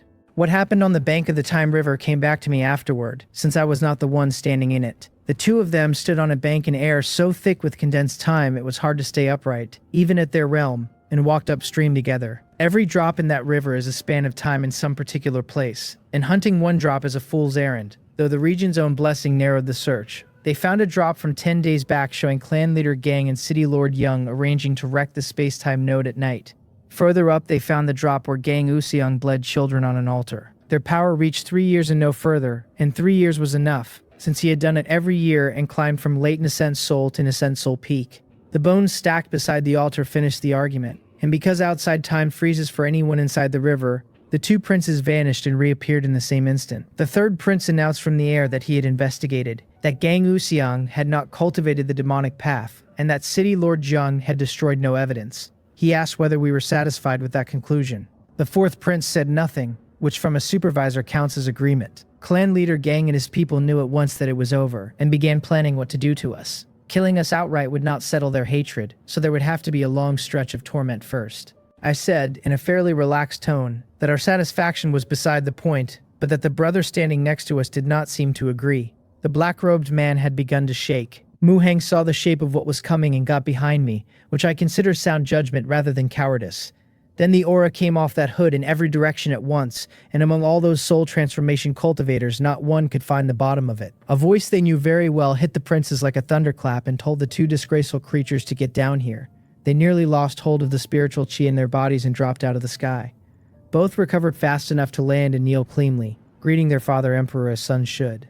Jiqi pushed the hood back and sneered that they still had a father in their eyes after all. Everyone else went down and shouted "Long live the emperor," and Muhang hesitated a beat before kneeling too. Clan leader Gang shook on the ground, unable to work out why the emperor was here, why he stood beside Jiang Li, or why his voice sounded like that. Only two of us were still on our feet, and nobody dared ask about it. The third prince, guilty and hunting for a distraction, shouted at me for daring to stand before his father emperor without kneeling. Jiqi roared at him to shut his mouth and asked whether he had not disgraced himself enough already. The third prince did not make another sound. Then Jiqi told the crowd to rise and asked his sons exactly what they had seen in the Time River. The third prince said nothing at all. The fourth prince, with a little less fear in him, asked whether he might report privately after they returned. His father told him there was nothing here that others could not see, and that talking sideways was not something he remembered teaching either of them. So the fourth prince said it, that he and his brother had seen Gang Yusong bleeding children on an altar, and the clan leader and the city lord hiding it. Jiqi asked why they had lied, and whether they understood that letting Gang Yusong walk would drop the two of us into an endless revenge with nothing left afterward. He pointed at Muhang on the ground and at me watching the show, still under the impression that I was truly Nascent Soul. The fourth prince answered that he had feared the case would touch the human emperor and harm the state, so he had chosen concealment for the greater good. His father repeated the phrase greater good and said he had not realized his fourth son's grasp of the whole picture had outgrown his own. He asked what sort of whole picture leads a prince to damage the state fortune. The fourth prince laid out everything he knew and everything he had guessed. Jichi asked whether the human emperor cultivating the demonic path was really the best conclusion available, since he had invented a man's conduct out of thin air and gotten it backward. The fourth prince decided he had nothing left to lose and asked how his father could be so certain. The third prince, who already knew that faking a time reversal had cost him the throne forever, joined in. Gang Yuzion was the human emperor's cousin, he said, and no cousin would dare touch the demonic path without permission. Jichi told them why he was certain. The human emperor had personally caught Gang Yusong and handed him over to Great Ju for judgment. He was so angry by then that he was laughing. If either of them had simply asked, the whole thing would have been clear in a sentence, and instead his two fools had made decisions in a field neither understood. He told them the human emperor believed Great Ju was a country ruled by law where any crime could get a fair trial. Then he asked what they had done with that belief, with their deceiving upward and downward, their factions, their frantic covering. And he told them the human emperor had been watching Great Ju's monkey show for 10 full days. The last part came out as a roar. The heichi formed of the state fortune surfaced faintly around him and roared without any sound at all, and neither prince had ever seen their father like that. The crowd was busy with the other thing they had just heard. The human emperor had caught Gang Yusong himself, and that single line carried a great deal to sort through. I told Jichi to calm down. The last few days had been worth thinking about, I said, and I had not been treating them as entertainment. If the man who filed for time reversal had been an ordinary person, would he have gotten this treatment? Ruling a country by law still has a long road ahead of it. Then I let my own face come back, and the gasps went up and down the crowd in waves. The people of Cheongsong know my face better than most, since a bronze statue of it stands inside their city gate. The third prince froze, and every argument he had left ran out of him like water.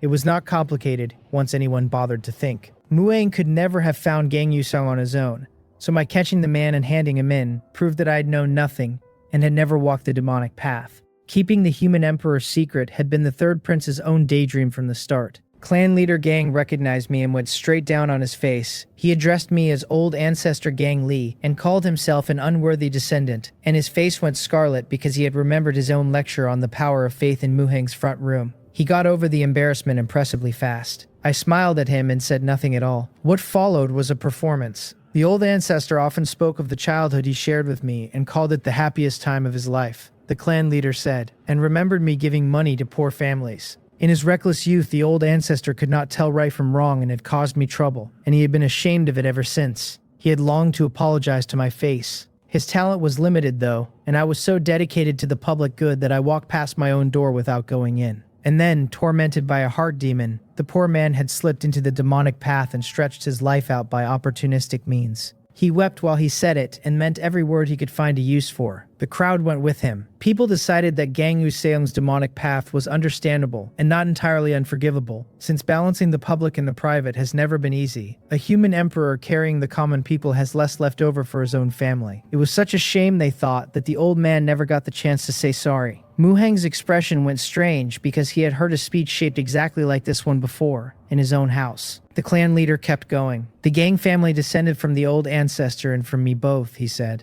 And as juniors with an elder who was the human emperor, they had never dared stain my name. Apart from the old ancestor's fall, they had done nothing against heaven or reason. They had worked hard, made friends, built up their money, and spent connections and wealth paving roads and raising walls until Cheongsong became a great city. The people of Cheongsong nodded along because their elders had told them the same. The city had been a city by courtesy only. Back then, since what kind of city has not one golden core cultivator in it? Outsiders used to call them country bumpkins with no cultivation whenever an argument got heated. Now Cheongsong is one of the largest cities in Cheoncheon Prefecture. Its people walk with their heads up, and strangers tell them their city is impressive. Then he came to the point. The Gang family thought of itself as part of the human emperor hall, he said, held itself to the hall's standards, and wanted only to be recognized as a family that had never disgraced it. So he asked, on behalf of all of them, whether they might join. He looked up with his eyes full of longing, and half the crowd strained inwardly as though they could say yes for me. I nodded slightly and told him to dream on. The Human Emperor Hall holds the images of 72 human emperor sages, and not one of them ever put his family's power inside it. I asked what virtue or ability entitled me to be the first, and the clan leader said quickly that the strongest human emperor could set a precedent nobody would object to. I am the strongest man in the 9 provinces, and I have been, by their standards, excessively well behaved. Forget the tribulation stage entirely. There are plenty of nascent soul cultivators more arrogant than I have ever been, breaking laws as the mood takes them. They carry the bride off at somebody's wedding and rob the winners on the road home from an auction, calling it the privilege of the strong. If I had wanted to drag my own family into the human emperor hall, the world would have laughed once and let it go. Someone in the crowd shouted that not everyone in the gang family was a bad person, and called me Emperor Gang while he did it. That set the whole field off into chanting for the family to be let into the hall, with the Cheongsong locals loudest of all. The parents who had lost children objected in voices far too small to carry, one of them demanding to know what right a family that 8 children had to enter anything. The man beside him answered with contempt, saying the old ancestor had merely been misled for a while. 300 years of the gang family had grown Cheongsong into peace and culture and thick spiritual chi. Was that much karma not enough to offset one sin of the demonic path? And did the man have no sense of the collective? The parents had no answer ready, and conversations like that were running all over the field, and I heard every one of them. I floated 100 feet up so that everyone could hear me and told them I had listened to all of it. I called it very good work, excellent even, and I singled out the line about karma offsetting the sin of cultivating the demonic path. Setting the content aside entirely, I told the man the logic was quite tidy. He curled his lip and put his chest out, since being praised by the human emperor is a lifelong honor, and he had been the first to shout for the family. Then I said I had never expected to hear a sentence like that in my lifetime, and suggested to Ji Chi that Great Jew consider an intelligence tax to refill the treasury. Ji Chi agreed and said the matter should go on the agenda for the 3 dukes. The man's face went red, and he argued that clear rewards and punishments, merit offsetting demerit, was nothing to be ashamed of. Whether merit offsets demerit is a genuinely contested question, and he did not believe I could answer it. For me, it happened to be an easy one. The killing intent came off me like weather and rolled over the field, and people felt the cold of it in their bones. A thought took the man by the collar and dragged him through the air to me. I closed my hand around his neck and smiled at him. I have turned back 3 invasions of the extraterrestrial demons and saved the 9 provinces. 3 times, I told him. So his continued existence was largely my doing. Given that, my killing him now was perfectly normal, and nobody would have a single complaint. He begged me to let go, and thrashed, and got nowhere. I asked him why. I had saved him 3 times, so why could he not let me kill him peacefully? Where was his sense of the collective? Killing him would make me very happy, so where was his spirit of sacrifice? My eyes had nothing merciful left in them, only arrogance and cruelty, and he understood at last that he had made a mistake. He was deciding the legend was true, that before taking his seat the human emperor had fought the extraterrestrial demons and left the whole city dead behind him. Ji Chi sighed to himself, because he knows where that story came from. A beaten extraterrestrial demon had used the heavenly demon disintegration great technique, splitting into 100,000 clones that swallowed a whole city. Anyone touched fell into a hard demon regardless of realm, lost their mind, and bit whoever they saw, and every bitten person became a new source. Even body integration cultivators went down, and if those people were not killed on the spot, the whole of the 9 provinces would have followed. The karma was enormous, and the reputation of whoever did it would never recover, so several human emperor candidates found reasons not to move. I moved. I killed everyone I saw without slowing down, and at the end I killed a contaminated body integration cultivator, and the spread stopped there. Afterward, I said the truth would only spread panic, so the official version became that I had harmed the innocent by accident while fighting an extraterrestrial demon. After that day, nobody ever again called himself a human emperor candidate in front of me. I dropped the man and turned to the clan leader still flat on the ground. I understood what he had been doing by working the crowd. I told him, since he believed I valued the will of the people and wanted their sentiment as a lever. The hall has transcended standing, and Gang Uesong's case falls squarely under its jurisdiction. All that insistence on innocence and remorse in childhood was aimed at making me raise my hand high and let it fall softly.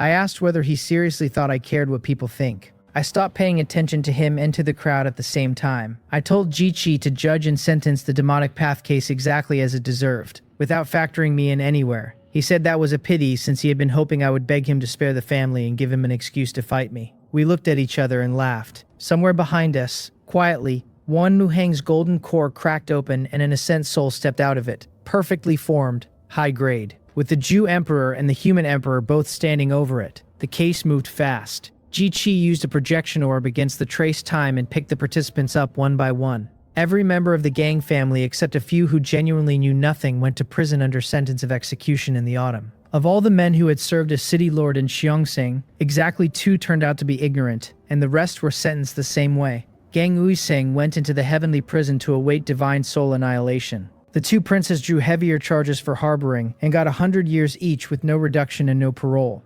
Jiqi used the opening to tear through corruption until the officialdom of Great Jew had been shaken end to end. The heavenly prison is damp and dim, with the 10 directions absolute spirit array set into its foundations, so nobody kept their cultivates or breaks through. A man could spend a whole life in that place without reaching chi training, never mind foundation establishment or core formation. Two kinds are held there: the high realm prisoners with their meridians and divine soul apertures pinned shut by silver needles, and the ones vicious enough to cause trouble anywhere else. Neither kind respects the other, and the cursing between them never stops. It had stopped that day, and Gang Yusung laughed and said the human emperor was awe-inspiring, since sitting in silence was enough to hold a prison down. His old body made him cough every time he laughed. Anyone walking past would have taken us for grandfather and grandson rather than cousins born a year apart. He killed hundreds of infants and he cultivated the demonic path, and either alone would have put him in that cell. I told him to be glad this was Great Jew, because in any other dynasty I would have killed him inside the family compound. He sneered that a Mahayana cultivator is of course extraordinary, unlike a man of ordinary talent with no heavenly spiritual root, and no boundless Tao body. Without clever methods, he would have died in foundation establishment.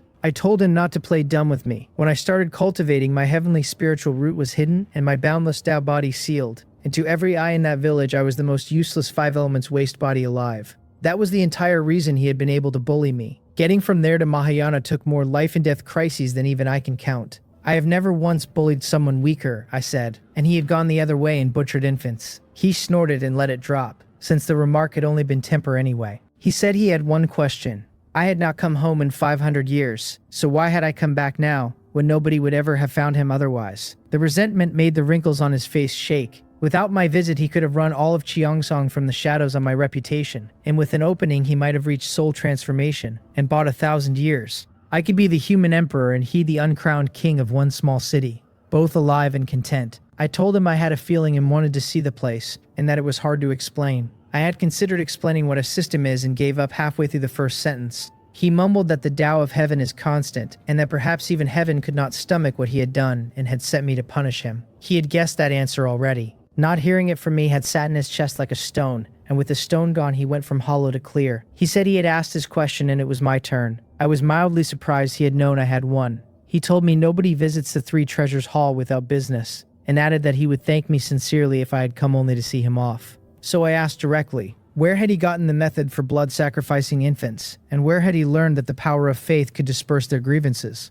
He looked up at the damp ceiling a while, either drifting or arranging it in order. About 380 years ago, he said, a black-clothed person came to him and lifted him from foundation establishment to golden core with one casual gesture. His lifespan had nearly run out, and he had been waiting to die, so 100 more years bought his thanks immediately. Then the stranger gave him the blood sacrifice method. A man raised back out of his own grave wants to live more than anybody, so he was tempted at once, and his only worry was that the grievances would expose him. The black-clothed person saw the hesitation, told him the power of faith would wash them away, and left, and he never saw the man again. That last piece bothered me, because if Gang Useong leaned on the power of faith, the day his crime broke open the damage would have landed squarely on me. So it was either a conspiracy aimed at me, or a simple seeding of the demonic path. 380 years ago, I was still only a human emperor candidate, one of several, which raises the uglier possibility that the black-clothed person planted something in all of us. I thought about it standing there, and then I stopped standing there.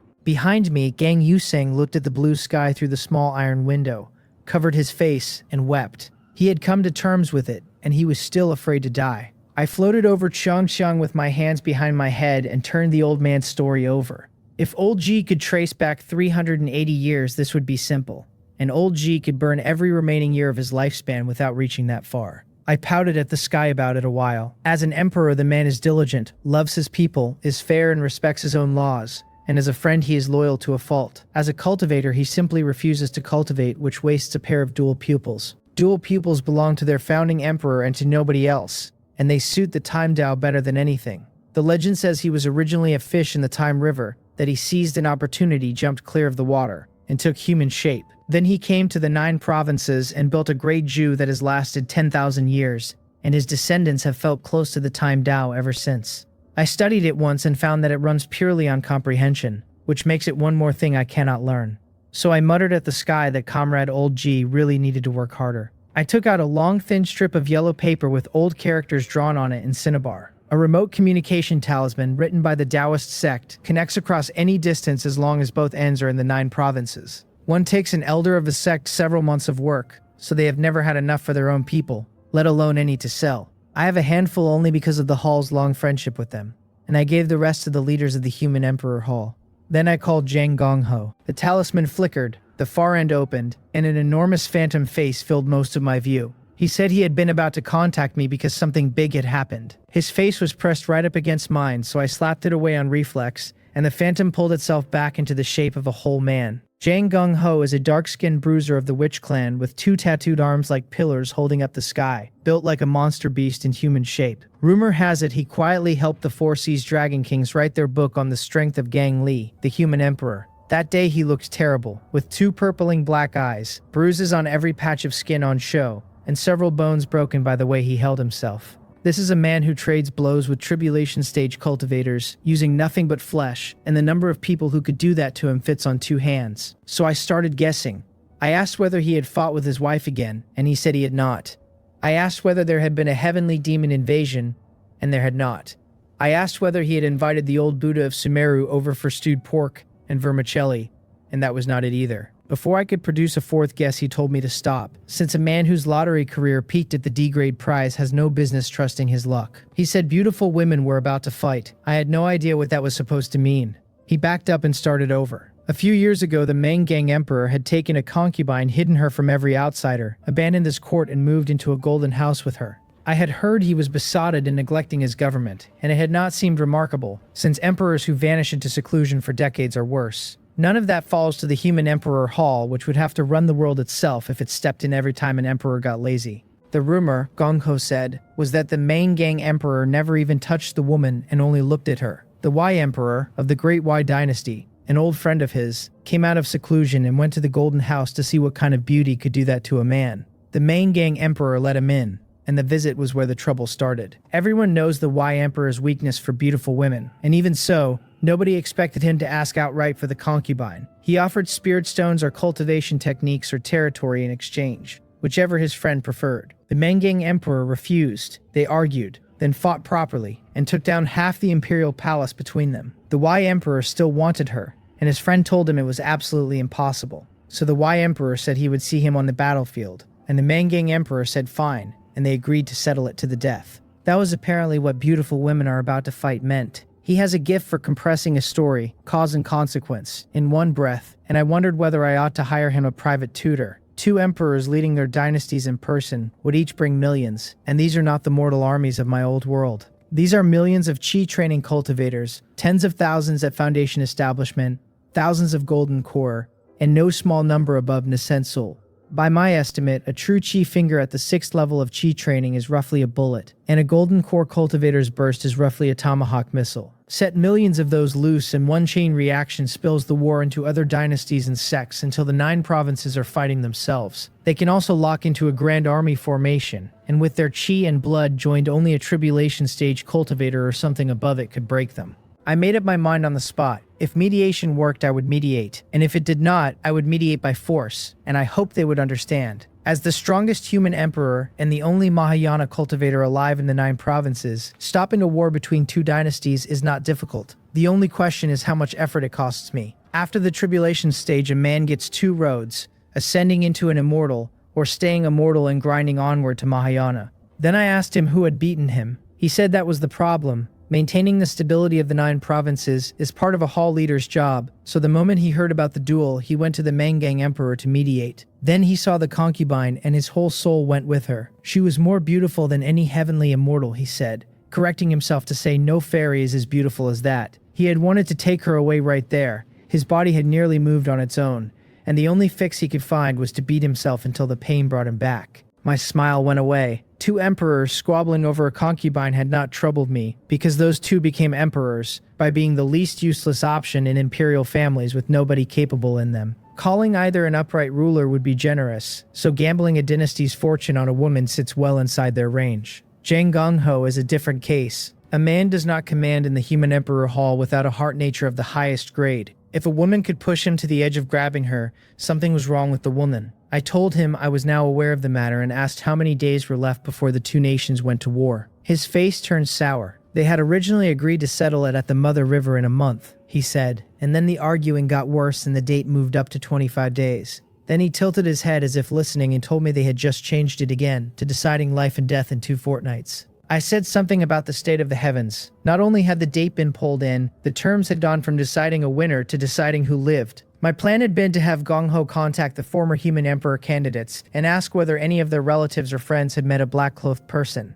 That could go to another commander, because I needed to see the Mangang dynasty for myself. The system's mission would have to wait. I told him I was on my way, cut the talisman, and called a second commander in flight to pass the black-clothed person work along. The imperial palace of the Mangang dynasty was a ruin by the time I saw it, all of it left from the fight between the two emperors. Without Gong Ho pulling people out, the casualties would have been far worse. One building stood untouched in the middle of the wreck, a golden house, which meant both men had aimed everything carefully away from it. Gong Ho had cleared out both emperor's guards and stood watch outside it alone. Listening to the quarrel inside get louder, he decided they would move the war another 10 days closer before I arrived. A war deciding the lives of millions was being handled like a children's argument. So he set his teeth, slapped himself twice, and shoved his way in to talk them down. They were rulers of countries who could not let a beauty delay their state fortunes, he said, and the beauty should therefore be given to him. At full speed, it took me half a day to cross most of the 9 provinces, from Great Ju in the east to the Mangang dynasty in the west. That pace is frightening even to me. Before I reached the capital, I could hear rumbling like thunder underground, and 3 figures were flying above the city in a hard fight. It was Jang Gong Ho against both emperors at once. Neither emperor has any talent for cultivation, and in bare realm terms, neither has passed Nascent's soul. With the state fortune of a dynasty behind them, though, the pair matched Gung Ho and kept threatening to overrun him, and only his combat experience kept him standing. It helped that the Y Emperor was far from Great Y, so his share of the blessing never reached full strength. Gong Ho was enjoying himself, his witch bloodline open to the last drop, the 12 ancestral witch tattoos on his back glowing with something ancient and heavy. The Star River poured starlight onto the Mangang Emperor until every punch he threw came down like a falling meteor. The Y Emperor's imperial seal printed the 8 characters of mandated by heaven, eternal prosperity across the sky. Gong Ho was roaring that beauty belongs only to the strong, and the Y Emperor was telling him to get lost. The Mangang Emperor insisted that everyone present would do as he said in his own dynasty. I told all 3 of them to calm down. Then I appeared above them and slapped them into the ground.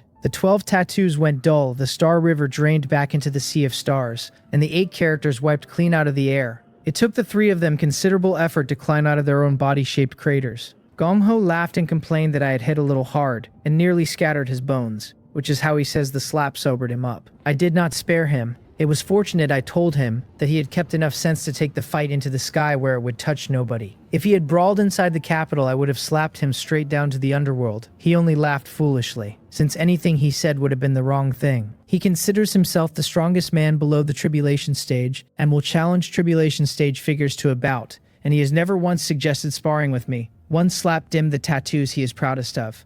The 2 emperors saw me and forgot the slap entirely, bowing together and greeting me as Emperor Gang. I returned the bow and asked whether I might see this extraordinary woman, and the Mangang Emperor was in no position to refuse. The palace grounds were rubble deep enough that there was nowhere to put a foot, so the 4 of us flew about 30 feet up and crossed to the Golden House. Looking at the wreckage he had made of his own palace, he sighed that beauty had ruined him. The Y Emperor said that for a beauty like that he would rebuild the palace 10 times over and knock it down 10 times again. One called the other a tyrant, the other called him a dunce, and they were working back toward a fight until I cleared my throat. The Golden House was the single most extravagant thing I have ever seen. Karma golden bricks were piled outside. Top-grade spirit stones paved the floor within. Dozens of spirit treasures hung on the walls, and golden springs ran with green lotuses rooted in them. I suspect the Mangang Emperor emptied his national treasury into that one building. Beauty makes people insane, and there is no better exhibit anywhere. The woman in red lay asleep on the golden bed, with her small body slightly curled, her lips parting and closing, like a kitten in the middle of a nap. Her features were exquisite in a way that did not belong to this world. Her white neck was long and slender, her figure was ruinous, and her feet were so finely made that cupping one seemed like the natural thing to do.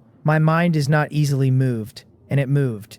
I had seen this person before, or rather a painting of her, listed as a forbidden object for exactly one reason. She was a woman who should have been dead. The Mangang Emperor explained that the beauty sleeps most of the time. He had brought her into the Golden House 3 years ago, and she had slept for 3 years. waking rarely, undisturbed by any noise outside. That was the only reason the three of them had dared tear the palace apart overhead like men crossing a tribulation. Then he lost his grip again and told me I was not allowed to look, since the beauty was his. I lifted him out of the golden house with one hand and he came back to himself. The Y Emperor and Gung Ho left quickly on their own, having been one breath from the same condition. I asked where he had found her. He had been hunting in the west, he said, and had gone alone into the deep jungle after a black bear. Instead, he found a beauty out of the heavenly immortals asleep in an ancient tree. He had felt his mortal body unworthy of touching her, so he used Void Realm power to carry her home, and built the golden house for her. Then he asked whether I had felt nothing at all. I told him she was very beautiful. The Y Emperor asked whether that was really all, so I said she was the most beautiful woman I had ever seen, and Gong Ho asked the same question, and I told him that was all. They wanted to know whether I felt no urge to possess her and admire her, and I said no. All three could only fall back on saying that the human emperor's heart nature is beyond ordinary people. I told them the woman mattered a great deal and that I was going to the Red Dust Pure Land to confirm a few things. I asked the two country rulers to guard their heart natures, and I asked Gong Ho to watch the door and let nobody in before I came back. That still did not settle me, so I crushed a jade slip and set a formation over the place. I put every scrap of talent I had into combat in my own realm, which means I am hopeless at formations, alchemy, artifact refining, and everything else in that family. Every formation I have ever set came out of a jade slip the Taoist sect leader gave me. I did try to learn, more than once, and gave up on the 100 arts entirely. My last hope is ascension, since they say that once you become a carefree heavenly immortal, mastering one art opens all the others. Assuming the system ever lets me ascend. In the western regions of the 9 provinces, 2 sects stand above the rest. One is the Buddhist sect, all compassion, famous for stacking karma and doing good works and cultivating blessings for the next life. The other is the Red Dust Pure Land, which admits only women and keeps to itself. The world knows the name and has never met the people, so the legends about that place are numerous and almost entirely false. The legend says the women there consider clothing a defilement and go about barely dressed, and that one is false. The legend says a disciple touched by a man must marry him, and that one is false too. The legend says they are pure and passive and never lose their tempers, which is the most false of the 3. The legend says their founding ancestress was the most beautiful being of any age, beautiful enough to make the Buddha waver.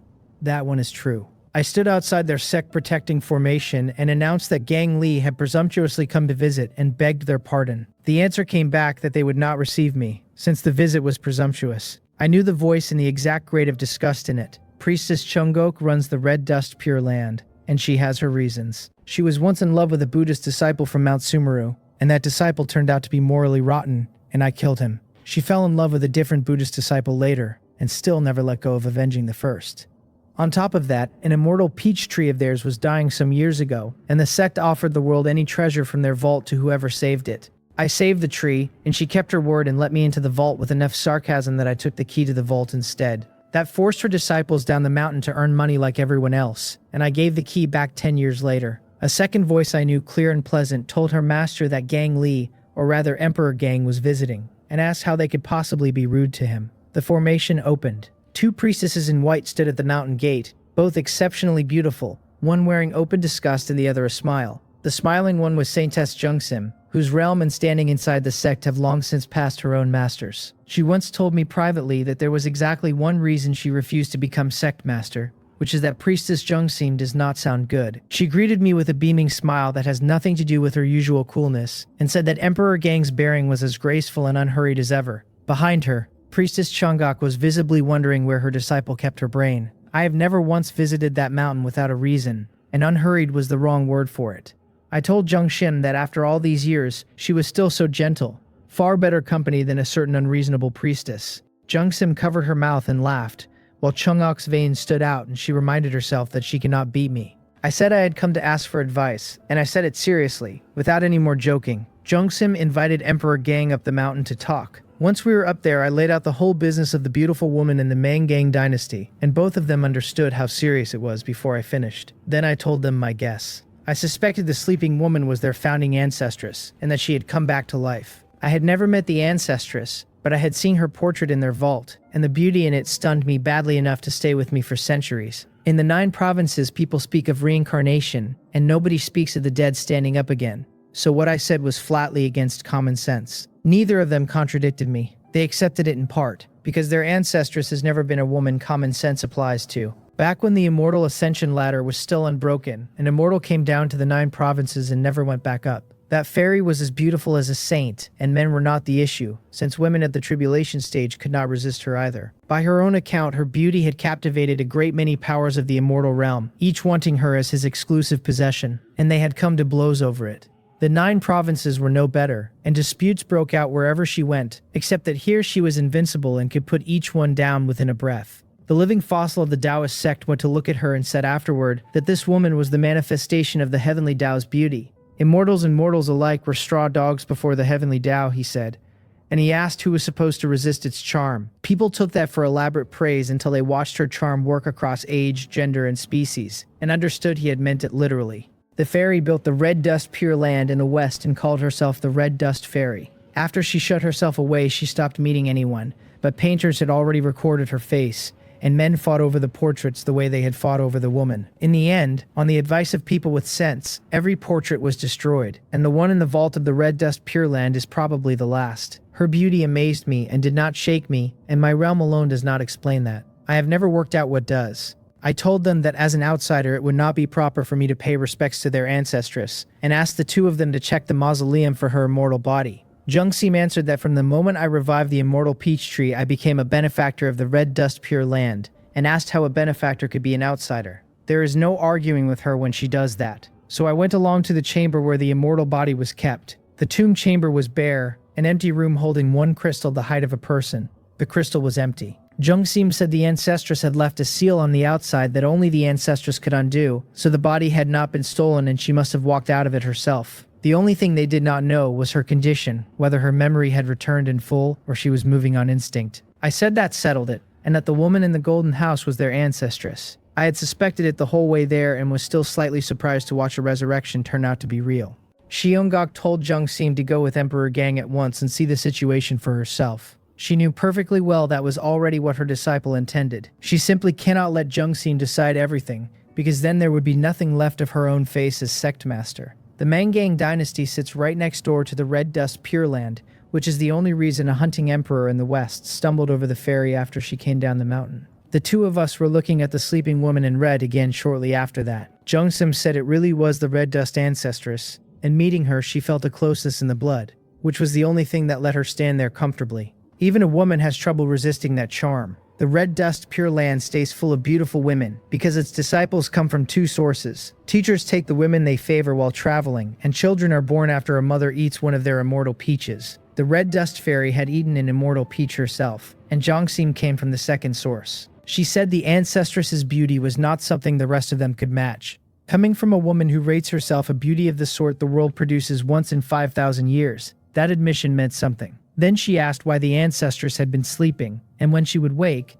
and I said the Mangang Emperor might know. So I explained it to him.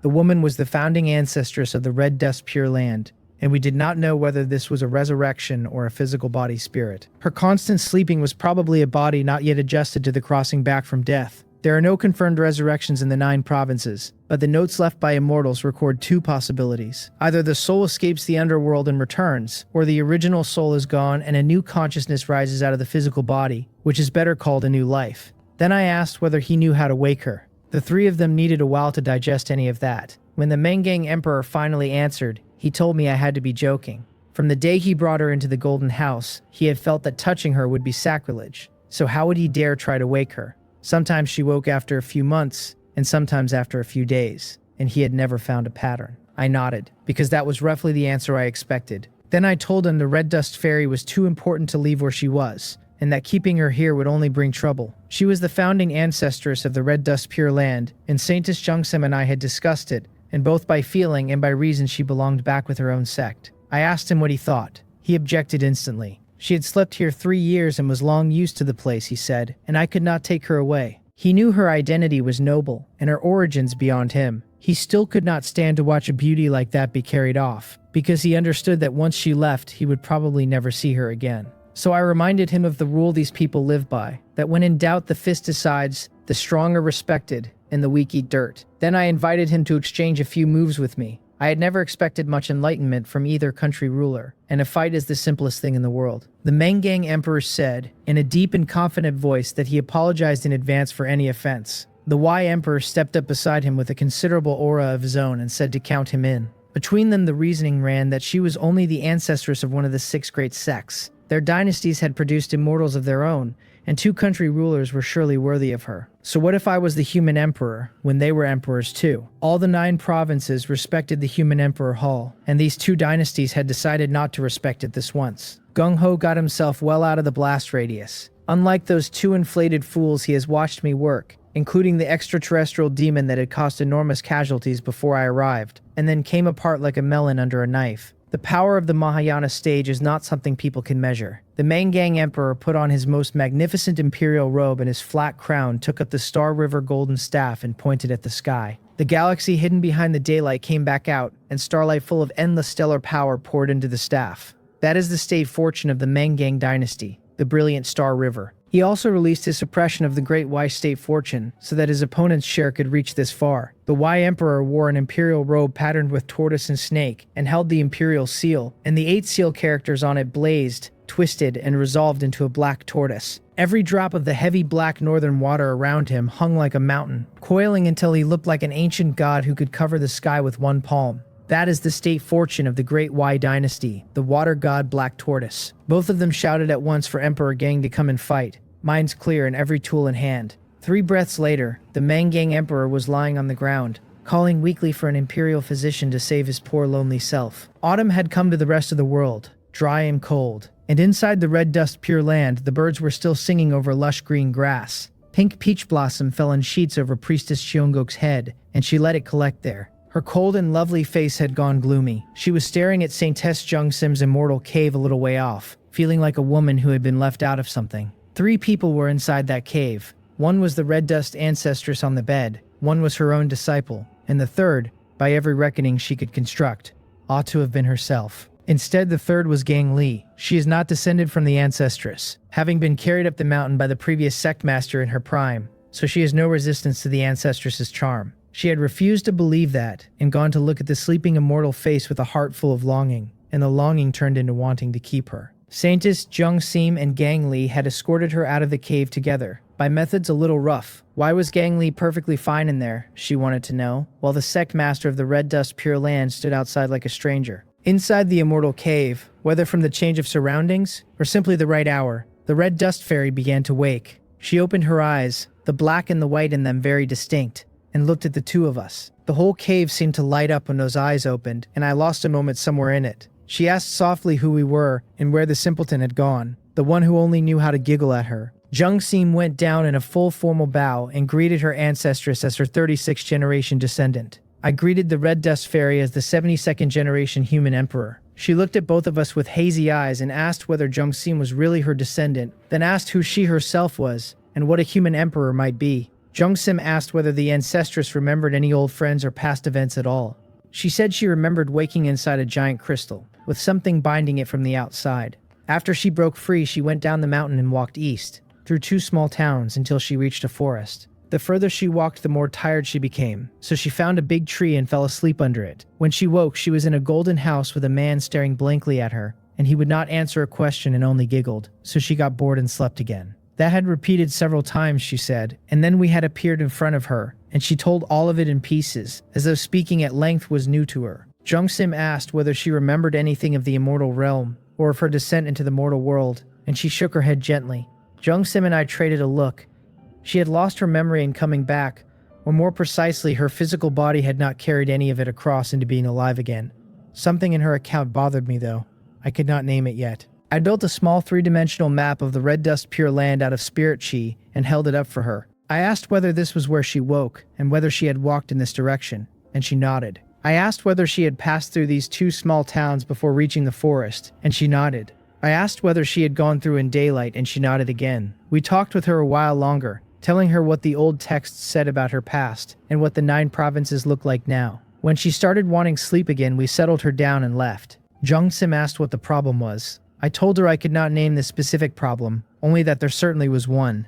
Then I reminded her that after I took the key to their treasury, the Red Dust Pure Land could not even afford spirit stones like everybody else. I gave the key back eventually, out of consideration for her face, and by then they had brought mortals up from the Mangang dynasty and settled them nearby. Everyone in the 9 provinces can cultivate, so immortal here means a cultivator who hovers in the first few levels of chi training for a whole life. Those mortals form towns, plant spirit grains, and deliver them every year. Jungsim's face went a little pink at the part about consideration for her face, and she nodded anyway. So I laid the problem out. The red dust fairy walked through 2 towns in a row, on foot, in broad daylight, with that face on her, and nobody in either town knew about it. The sect received no word, which is how their own founding ancestress went missing for 3 years without anyone noticing.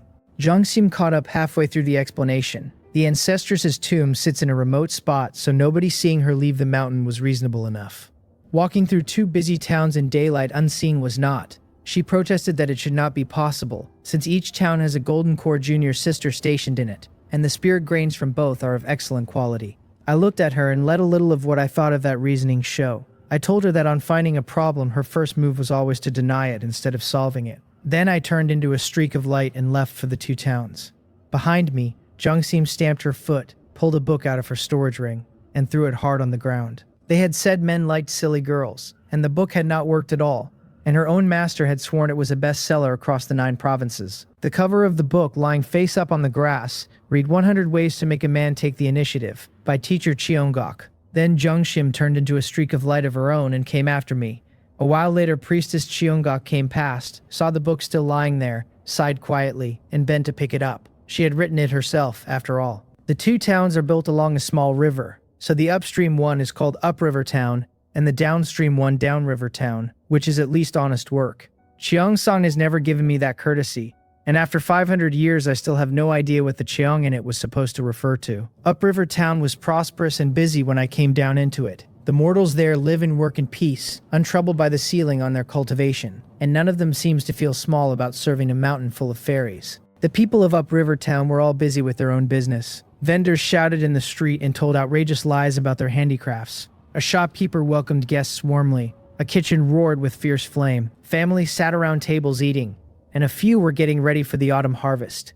All of it looked utterly normal, no different from any other town of mortals anywhere. To Saintess Jungsim and me, it was one of the strangest things either of us had ever seen, and she shivered hard enough that I watched the chill go up her back. There was not a trace of life chi anywhere in that town. The vendors, the shopkeeper, the cooks, every one of them was dead, and the whole of Upriver Town was a ghost town without one living person in it. Saintess Jungsim spread her divine sense over Upriver Town and Downriver Town, and I watched the color go out of her face. Not one of the 2 was a dead town.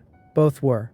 Every farmer hauling water, every child in the lanes, every old woman in a doorway was a corpse taught to keep moving. She had never seen anything like it, and it explained the thing that had bothered her since we arrived. A woman whose beauty shook the Tao hearts of immortals and gods had walked these lanes and left no mark, because the dead do not lose their heads over a pretty face. 8 small towns sit clustered around the red dust pure land, and the 6 she could not reach were what worried her. Her divine sense stopped at 2 towns because 2 towns was as far as it went. Mine covered all 8, which sounds impressive until you remember there are only 8. I told her the other 6 were normal, thought about it, and added that I meant the people in them were alive. She gave me a look suggesting the clarification had made things worse. She did not brighten. She asked how long it had been since I last came this way, since keeping corpses walking like the living is high work and only a soul transformation stage cultivator finds the seam.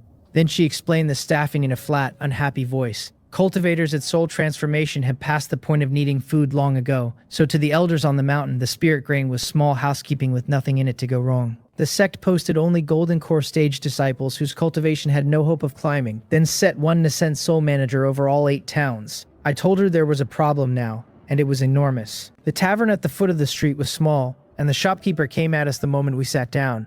He said we looked unfamiliar, and asked whether the fairy beside me came from the red dust pure land. Jungsim only nodded. I set a low-grade spirit stone on the table and said I wanted to ask about a few things. He refused twice, insisting he could not take money from honored guests, and then he took it. Down here, everything moves on copper coins, and 1 low-grade spirit stone is a rare object. Jungsim raised an eyebrow a fraction. The man moves smoothly, without the stiffness a corpse should carry. She told me afterward what her divine sense found. There was a venom worm in his elixir field, and a second in his sea of consciousness, a matched male and female pair, one governing his body and one his thoughts. That is a refined way to drive a corpse, and it belongs to the Go clan and nobody else.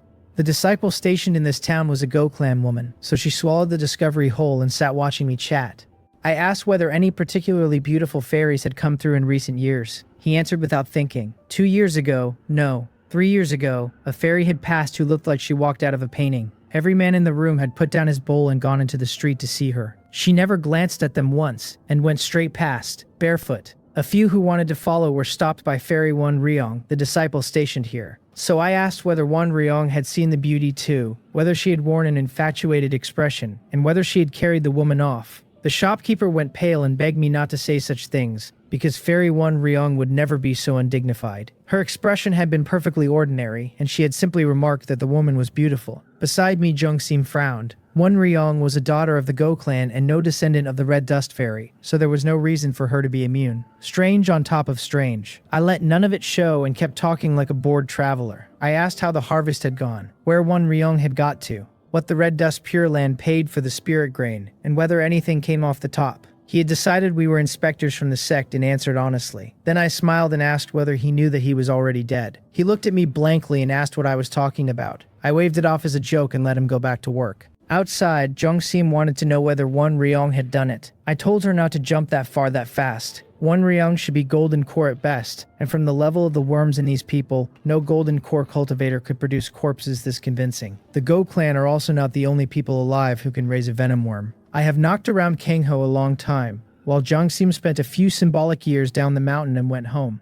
The trouble was that the Go clan had declined and shut themselves away, so even I knew little about them. One Ryong was not in Upriver Town, and I could not find one golden core aura anywhere in it. I told Jungsim we were going to Downriver Town, where my divine sense had picked up a golden core woman who ought to be one of hers. Du Sima sat cross-legged inside a cheap spirit-gathering array, working at her cultivation with the patience of someone who had done it a long time for nothing. For years, her spiritual chi had refused to increase, and she said it felt like being a leaky bucket. She laughed at herself and told the empty room that maybe she was not built for cultivation. Coming here had suited her, since someone like her would only be a burden in the sect. That was when Jungsim asked who had ever called her a burden. The girl looked up and found the saintess in front of her, with a rather handsome man at her shoulder, and the saintess had tears standing in her eyes.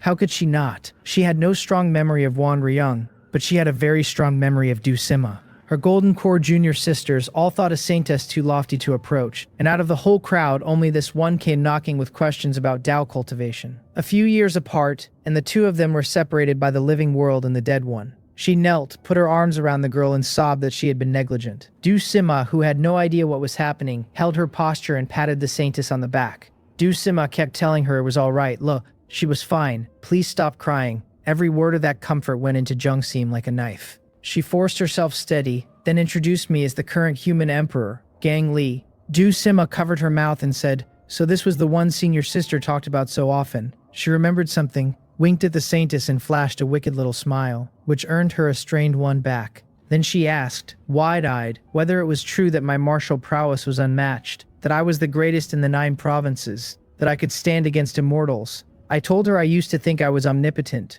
Lately I had discovered I can neither ascend nor reverse life and death, which leaves me immortal like anyone else.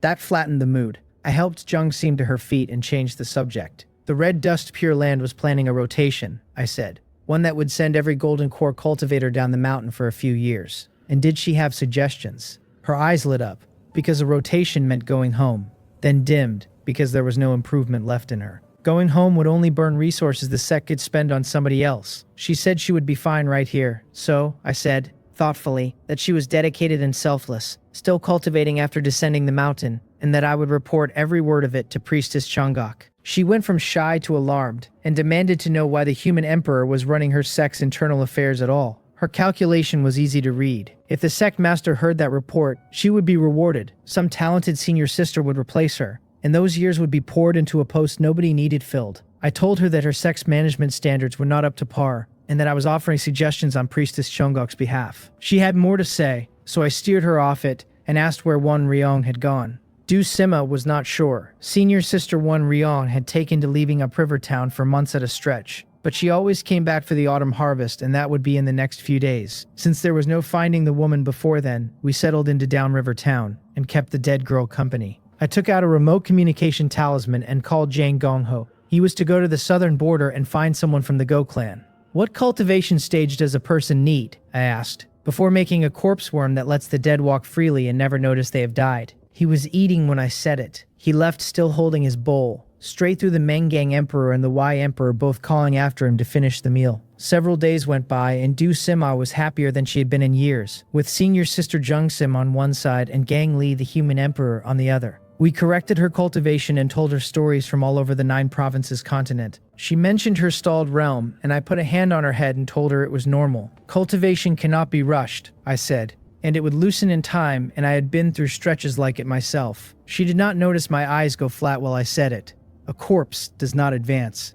That is the whole of it. When Jung Sim's divine sense caught Wan Ryong coming back, something fierce crossed her face for less than a breath, and the girl never saw it. We told her we still had the other towns to check. Then the 2 of us went up without needing to agree on anything, flew to Upriver Town, and put the drunk woman face down in the dirt. Wan Ryong came up swinging, demanding to know who dared lay hands on her inside the Red Dust Pure Land's own territory. She sobered the instant she recognized the saintess. Jungsun did not say one word to her. She dragged her into an empty room and threw her into the corner, roughly enough to leave nothing of her usual graceful bearing. Wan Ryong was beautiful even by this sect's standards, and she kept her clan's habits after leaving it. She went about hung with silver earrings and headpieces, in clothes cut to catch a man's eye. By the time she landed in that corner, the silver was crooked and the thin clothes had torn, and she did not dare make a sound. She had never seen the saintess in a rage before. I stayed behind her and let her have the room. I was angry about what had been done here. She was angrier because 2 entire towns of her sect had become a graveyard on her watch, not a lapse, a gross dereliction of duty. She asked where Wan Ryong had been and why she had not come back for months. Wan Ryong answered honestly. There was nothing here but mortals who knew how to farm, so she had gone to the Mangang dynasty to enjoy herself, and she hurried to add that she always returned for the autumn harvest. Jung Sim's chest was full of fire with nowhere to put it, because that was exactly the problem. The grain always arrived on time, so nobody ever came to look. One failed shipment, and somebody would have ridden down here years ago and found the truth. Then Jung Sim asked through her teeth why there was not one living person left in either town. It came out as a sentence to be answered rather than a question. Wan Ryong froze and the sweat came up on her forehead. She had assumed the anger was about deserting her post, and she believed the business with the corpses long buried. She started to stammer, and Jung Sim shouted at her to answer, loud enough that the woman's heart skipped.